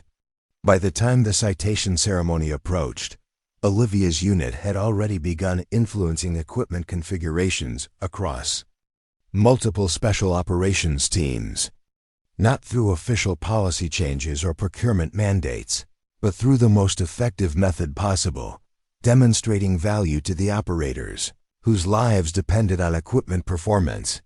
The citation ceremony itself was deliberately low-key, held in a secure briefing room rather than a public venue due to the classified nature of the operation being recognized. General Harrington had flown in specifically for the presentation, underscoring the significant SOCAM placed on the engagement and its implications for future operations. As Olivia stood at attention, listening to the citation being read, she reflected on the journey that had brought her to this moment. Years of resistance and reprimands for the very adaptations now being officially recognized. Transfers and limitations intended to minimize her influence. The persistent belief that standard protocols were somehow sacred rather than starting points for actual field performance. Specialist Olivia Spencer, General Harrington announced, your extraordinary technical expertise and innovative adaptation of standard equipment directly resulted in the survival of American forces against overwhelming odds. Your actions not only saved your immediate team, but prevented substantial casualties among supporting elements. The Distinguished Service Medal is presented in recognition of service that proved exceptional in both execution and impact. As the medal was pinned to her uniform, Olivia maintained appropriate military bearing, but her thoughts were already moving forward to the work that remained. One successful engagement, no matter how significant, would not immediately transform institutional thinking about equipment adaptation. That would require consistent demonstration of value across multiple operations and environments. After the ceremony, General Harrington requested a private briefing on the tactical equipment, adaptation unit's current projects. As they walked through the development facility, Olivia provided concise explanations of each modification in progress, the technical principles involved, the specific field conditions being addressed, and the expected performance improvements. "Impressive operation you've established in just 2 weeks," Harrington observed. "But I'm more interested in your long-term vision, Spencer. Where do you see this unit's impact 5 years from now?" The question invited broader thinking than Olivia typically allowed herself. She had focused so intently on specific modifications, addressing immediate needs, that she rarely articulated the larger institutional changes she envisioned. "Sir," she began carefully, "I see a fundamental shift in how we approach equipment performance. Instead of designing for idealized conditions and then forcing operators to adapt when those conditions aren't present, we design with actual field variables as primary considerations. Environment-specific modifications become standard configurations for deployed units rather than unauthorized improvisations." Harrington nodded. "And the institutional barriers to that approach?" "Procurement systems designed for standardization rather than adaptation," Olivia replied without hesitation. "Training protocols that prioritize consistency over effectiveness. Logistics pipelines that can't accommodate environment-specific configurations. And most significantly, leadership mindsets that value adherence to protocol over actual operational outcomes." "All accurate assessments," Harrington acknowledged. "And all reasons why your unit's demonstration of concrete results is more persuasive than any theoretical argument could be. One shot from modified standard equipment saved 150 soldiers. That reality is changing institutional thinking faster than any policy directive I could issue." As the general departed, Olivia returned to her workbench and the partially modified M4 carbine.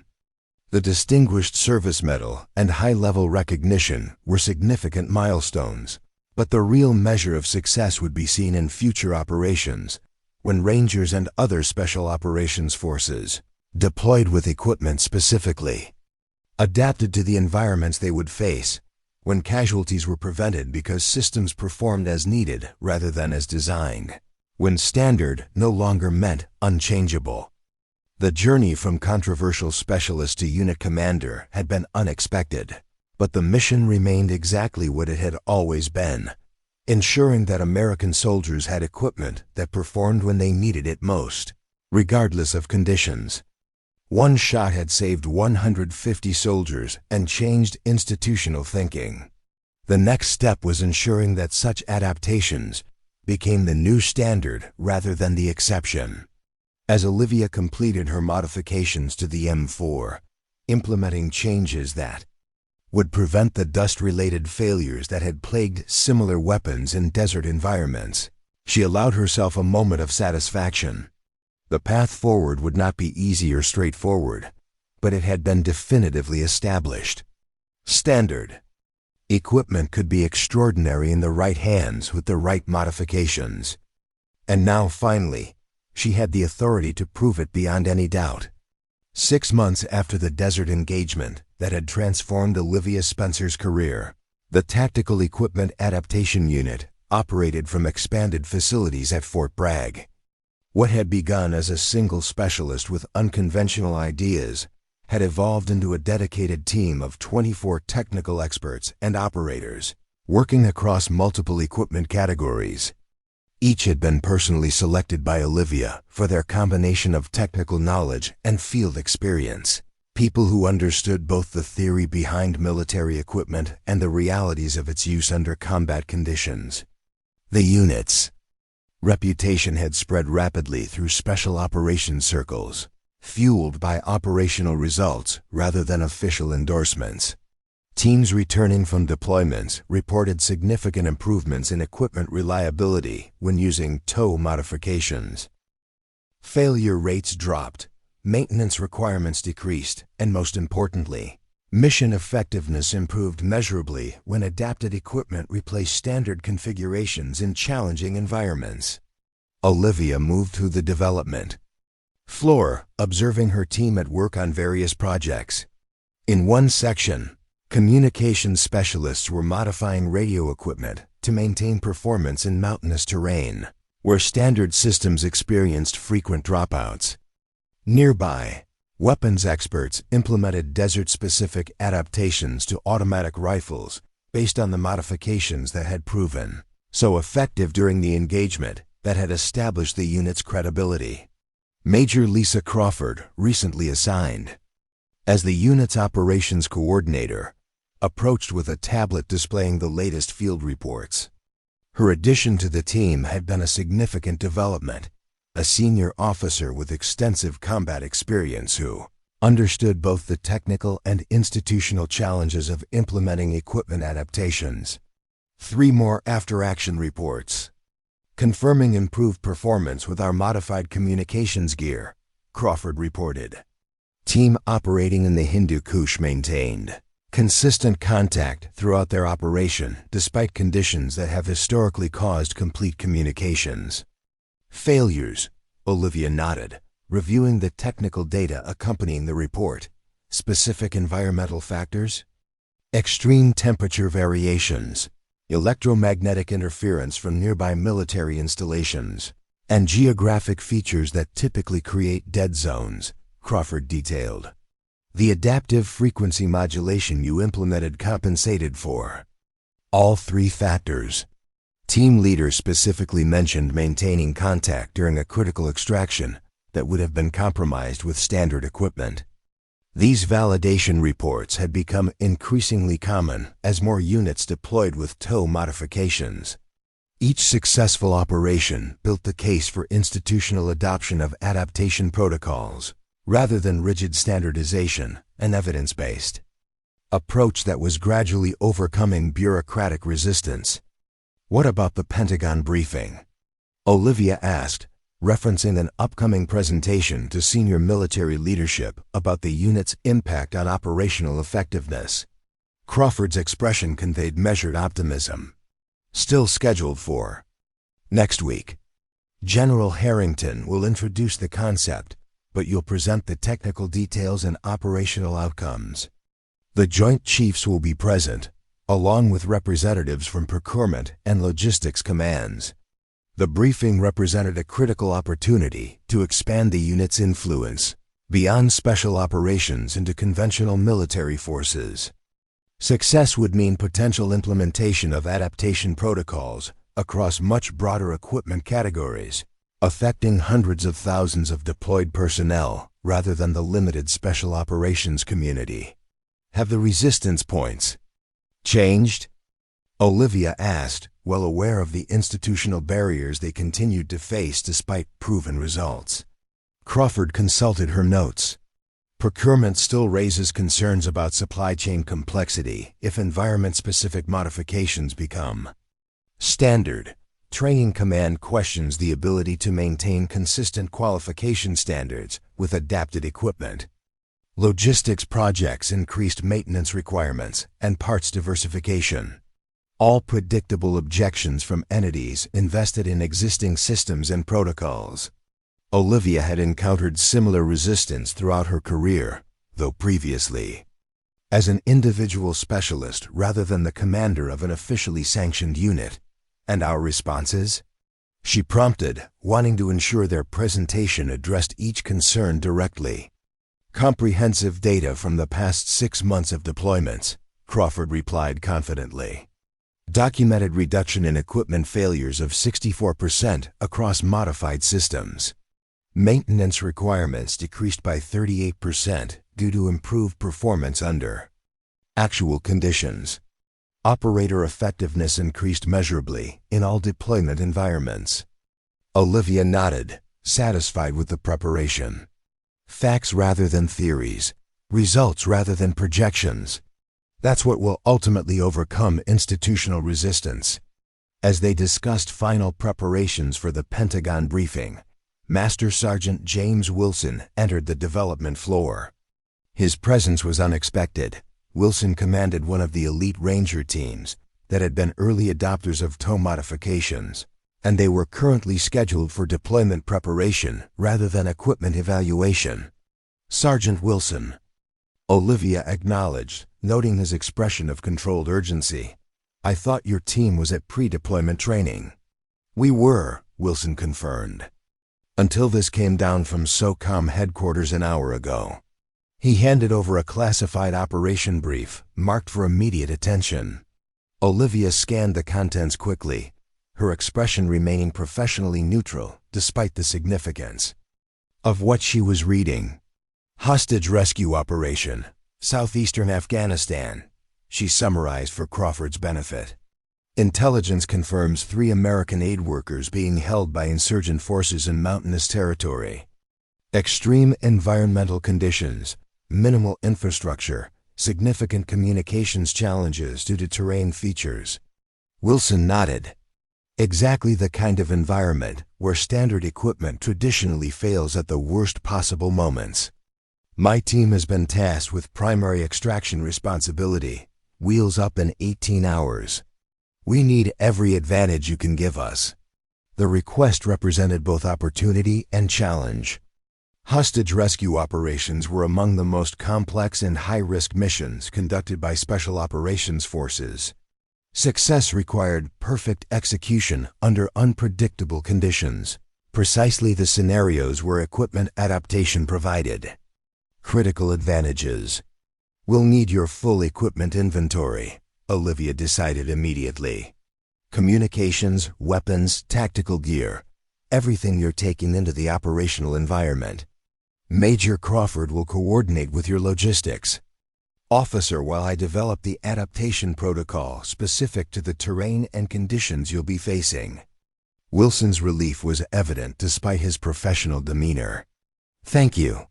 This mission has significant visibility at the highest levels. The outcome will influence far more than just the lives of the hostages. The unspoken message was clear. Success would further validate the TEAU approach at exactly the moment when institutional decisions about its broader implementation were being considered. Failure would provide ammunition to those who preferred rigid standardization despite its demonstrated limitations. As Wilson departed to arrange equipment transfer, Crawford turned to Olivia. Interesting timing, just before the Pentagon briefing. Not coincidental, Olivia assessed. General Harrington understands that demonstrated results in high-profile operations are more persuasive than any presentation could be. This is as much about institutional change as it is about the immediate rescue mission. The next 16 hours became an intensive adaptation operation as Wilson's team equipment arrived and Olivia's specialists implemented modifications specifically designed for the mountainous terrain and extreme conditions of the target area. Communication systems received enhanced signal processing algorithms that maintained connectivity in environments where standard configurations failed. Weapons were modified with cold weather firing components that ensured reliability despite temperature fluctuations. Tactical gear received adaptations that extended operational duration while reducing weight burden on operators. Throughout the process, Wilson's Rangers worked alongside TEAU specialists, learning the specific characteristics and operational parameters of their modified equipment. Unlike the desert engagement where Olivia had implemented adaptations under emergency conditions, this operation allowed for proper integration of modifications with operator training, ensuring that the Rangers understood both the capabilities and limitations of their adapted systems. Final systems check complete, Olivia reported as the equipment preparation reached conclusion. All modifications have been tested under simulated environmental conditions matching your target area. Performance improvements are consistent with previous deployments in similar terrain. Wilson inspected the modified equipment with professional thoroughness. Impressive work in limited time. My team has operated with standard equipment in similar environments before. The difference in projected reliability is significant. The modifications address specific environmental factors known to cause failures in standard configurations, Olivia explained. Temperature variation effects on lubricants, signal propagation challenges in mountainous terrain, power management. In extreme conditions, all have been compensated for based on actual performance data from previous operations. As the Rangers prepared for deployment, Olivia provided final briefing on the modified systems, emphasizing operational parameters and specific advantages they would provide during the hostage rescue mission. Unlike her experience with Captain Mercer months earlier, there was no skepticism or resistance from Wilson's team. They had seen TEAU modifications proven effective in previous operations and understood the tactical advantages they provided. One final addition, Olivia said, presenting Wilson with a specialized communications module. This isn't standard issue, even with our modifications. It's a prototype we've been developing specifically for mountainous terrain operations, where traditional communication systems fail completely. Wilson examined the device with interest. Capabilities? Adaptive frequency. Management that automatically compensates for terrain-based interference, Olivia explained. It essentially bounces signals through multiple pathways simultaneously, maintaining connectivity even when direct transmission is physically impossible due to geographic features. Range is limited compared to standard systems, but reliability in extreme terrain is significantly improved. Untested in actual operations? Wilson asked, recognizing the prototype status. Correct, Olivia acknowledged. It's performed exceptionally in simulations and controlled testing, but this would be its first field deployment. I'm not suggesting it replace your primary communication systems. Just provide redundancy in situations where those systems might fail. Wilson considered the device thoughtfully. 6 months ago, I might have declined an untested prototype for a critical operation. But your team's modifications have consistently outperformed standard equipment under actual conditions. We'll take. It has backup capacity. As the Rangers completed their preparations and departed for deployment, Olivia returned to the development floor where her team continued work on both ongoing projects and preparations for the Pentagon briefing. The hostage rescue operation would unfold over the next 72 hours, potentially coinciding with their presentation to military leadership. Major Crawford approached with updated briefing materials. Equipment modifications for Wilson's team have been documented for inclusion in our presentation. If the operation succeeds, it will provide immediate validation of our approach to the exact leadership we're trying to convince. And if it doesn't? Olivia asked, always considering multiple outcomes. Then we focus on the statistical improvement. Across all deployed modifications rather than any single operation, Crawford replied pragmatically. 6 months of data showing consistent performance improvement across multiple environments and mission types is persuasive regardless of individual outcomes. The Pentagon briefing preparation continued while Olivia maintained regular contact with SOCOM headquarters regarding the hostage rescue operation. As Wilson's team deployed to the target area, preliminary reports indicated that environmental conditions were even more challenging than initially assessed. Temperatures dropping below operational parameters for standard equipment, terrain, features creating significant communications challenges, and weather patterns threatening to further complicate an already complex extraction. Precisely the conditions where TEAU modifications would prove most valuable, or reveal limitations that required further adaptation. 48 hours later, Olivia stood before the assembled military leadership in a secure Pentagon briefing room. General Harrington had provided a concise introduction of the Tactical Equipment Adaptation Unit's mission and operational framework, emphasizing the practical focus on improved performance under actual field conditions rather than theoretical standards. Now Olivia presented the technical substance, specific modifications implemented across various equipment categories, the environmental factors they addressed, and most importantly, the documented operational improvements resulting from their deployment with Special Operations Forces. Standard M4 carbines experience a failure rate of approximately 1 in 300 rounds when operated in desert environments due to dust infiltration in the operating system, she explained, displaying comparative performance data. With our targeted modifications addressing specific environmental factors, that failure rate drops to 1 in 4,500 rounds, a 15-fold improvement in reliability under actual combat conditions. Similar data followed for communication systems, tactical gear, and specialized equipment, each showing significant performance improvements when standard configurations were adapted for specific operational environments. The evidence was methodical, comprehensive, and compelling. Modified equipment consistently outperformed standard configurations in the conditions that mattered most to deployed forces. Throughout the presentation, Olivia noticed various reactions among the assembled leadership. Procurement officials appeared concerned about implications for standardized acquisition processes. Training representatives questioned the impact on qualification standards. Logistics officers calculated the potential complications for supply chains designed around uniform equipment specifications.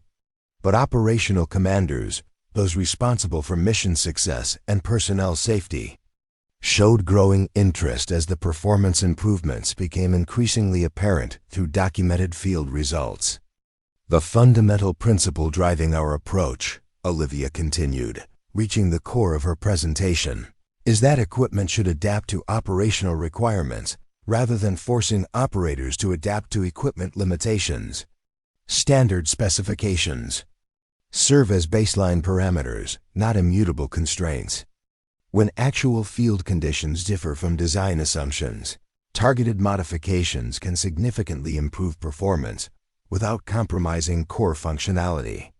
As she prepared to address questions, an aide entered discreetly and handed a message to General Harrington.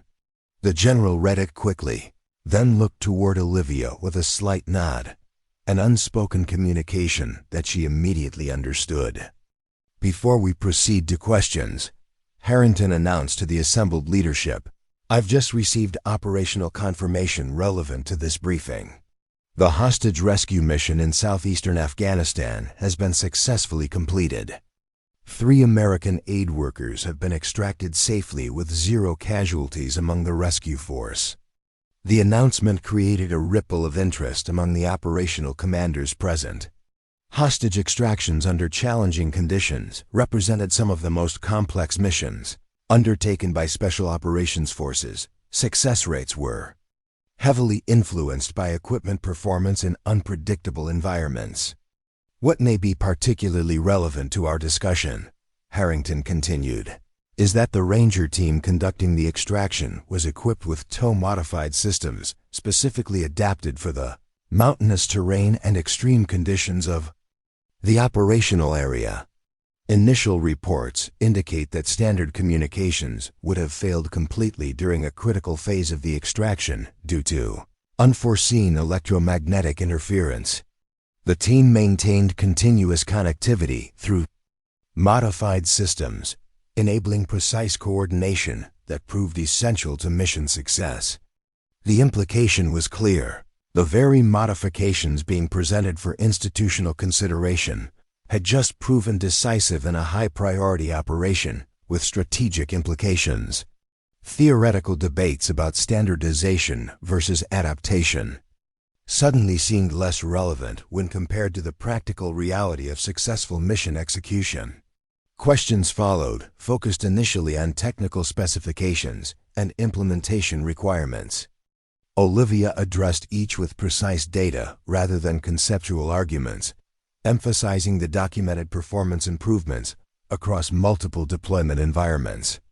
As the session progressed, the nature of questions evolved from skeptical challenges to practical inquiries about potential implementation across conventional forces. "The critical question," observed the Army Chief of Staff as the briefing neared conclusion, is whether this adaptation approach can be systematized for broader implementation without sacrificing the logistical and training advantages of standardization. Special operations can accommodate specialized configurations more readily than conventional forces deployed at division strength. It was the central challenge Olivia had anticipated: how to balance the performance advantages of environment-specific adaptation with the practical requirements of large-scale military operations. "Sir," she responded, "we've developed an implementation framework that addresses exactly that concern. Rather than unlimited individualized modifications, we've identified specific adaptation protocols for major operational environments: desert, Arctic, mountainous, jungle, urban. Each protocol includes pre-validated modifications that address known performance limitations of standard equipment in those specific conditions." She displayed the framework on the briefing room screen. Units receive pre-deployment adaptation based on their assigned operational environment, implemented by trained adaptation specialists integrated into existing maintenance structures. Core functionality and operating principles remain consistent. For training purposes, while specific components are modified to optimize performance under actual deployment conditions, the approach struck a balance between rigid standardization and unlimited customization, providing the performance advantages of adapted equipment while maintaining the logistical and training consistency required for large-scale operations. As the briefing concluded, General Harrington provided closing context. "The successful hostage extraction you've just heard about represents the practical application of everything presented today. A team facing extremely challenging environmental conditions completed a complex mission with 0 casualties because their equipment performed as needed rather than as originally designed. That outcome doesn't happen by chance or through operator improvisation alone. It happens through systematic adaptation of standard equipment to meet actual operational requirements." The following day, as Olivia returned to Fort Bragg with Major Crawford, the initial responses to their presentation were already taking concrete form. 3 separate commands had requested immediate consultation on potential adaptation protocols for upcoming deployments. Procurement officials had initiated review of acquisition standards to accommodate environment-specific modifications. Training Command had requested detailed information on maintaining qualification consistency with adapted equipment. But most significantly, the Joint Chiefs had authorized expanded implementation of TEAU protocols across all Special Operations Forces, with evaluation for potential conventional force application to follow based on documented performance metrics. "Quite a result," Crawford observed as they reviewed the directives. "The hostage rescue timing couldn't have been better for making our case." Olivia nodded, though her focus had already shifted to implementation challenges. Success creates new responsibilities. Scaling from our current operation to military-wide application will require systems and protocols we haven't fully developed yet. "Always looking ahead to the next challenge," Crawford noted with appreciation. "That's why this unit has accomplished more in 6 months than most innovation initiatives achieve in years." As they arrived at Fort Bragg, Sergeant Wilson's Ranger team was returning from their successful mission. The Rangers moved with the quiet confidence of operators who had completed a challenging assignment with exceptional results, their equipment showing clear signs of demanding field conditions. Wilson approached as Olivia supervised the collection of the modified systems for performance analysis. "Your modifications performed exactly as specified," he reported. "Standard communications would have failed completely during the final extraction phase due to unexpected interference from nearby military installations. The adaptive system maintained connectivity throughout the operation." "And the prototype?" Olivia asked, particularly interested in the untested communications module she'd provided as backup capability. Wilson smiled slightly, a rare expression. From the typically stoic Ranger, became primary when our main systems were damaged during insertion. The adaptive frequency management performed better than predicted, maintaining clear communication through terrain that historically created complete dead zones. Without it, the extraction would have been significantly compromised. The validation from actual combat operations provided the most compelling evidence possible for the TEAU approach, not theoretical improvements or controlled testing, but real-world performance under conditions where failure meant potential loss of both mission and lives. We've been authorized for full implementation across Special Operations Forces, Olivia informed him. Your team's successful operation played a significant role in that decision. Wilson nodded, understanding the broader implications. Equipment that actually works where we need it to work. Revolutionary concept. The dry humor carried genuine appreciation for a fundamental shift in how military equipment would be deployed. As Wilson's team departed for debriefing, Olivia returned to the development floor where her specialists were already analyzing the returned equipment, documenting performance metrics, identifying potential improvements, and preparing for the expanded implementation now authorized by military leadership. The journey from controversial specialist to unit commander had been unexpected, but the mission remained exactly as it had always been, ensuring that American forces had equipment that performed when they needed it most, regardless of conditions. One shot had saved 150 soldiers and changed institutional thinking. Now systematic implementation would ensure that such adaptations became standard practice rather than exceptional circumstance. Major Crawford approached with updated directives from SOCOM headquarters. You've been requested for consultation with conventional force commanders next week. They want to discuss potential adaptation protocols for upcoming large-scale deployments. The expansion beyond special operations represented the ultimate validation of Olivia's approach. Recognition that equipment adaptation provided advantages too significant to remain limited to elite units. The principles she'd advocated throughout her career were transitioning from controversial exceptions to institutional doctrine. As she surveyed the growing operation that had developed from her individual efforts, Olivia reflected on the journey that had brought her to this point. Years of resistance and reprimands for modifications that violated protocols but saved lives.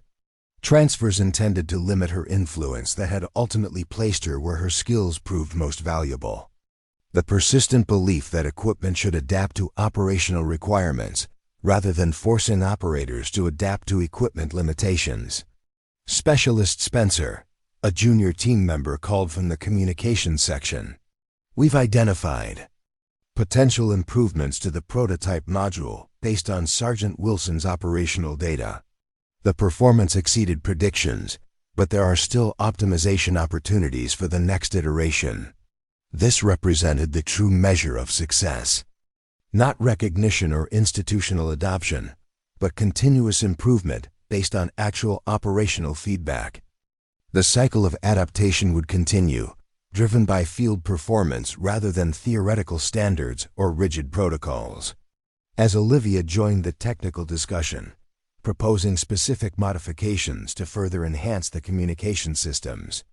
Performance in mountainous terrain. She embodied the principle that had guided her throughout. Equipment that saved lives was never truly standard, but constantly evolving to meet the challenges faced by those who depended on it. The Tactical Equipment Adaptation Unit had become the institutional embodiment of that principle, ensuring that every soldier, regardless of deployment environment or mission parameters, had equipment that performed when it mattered most. One shot with modified standard equipment had saved 150 soldiers and changed military thinking forever. Now systematic implementation would save countless more in operations yet to come. Standard equipment could be extraordinary in the right hands with the right modifications. And finally, the entire military would benefit from that fundamental truth. Up next, you've got two more standout stories right on your screen. If this one hit the mark, you won't want to pass these up. Just click and check them out. And Don't forget to subscribe and turn on the notification bell so you don't miss any upload from us.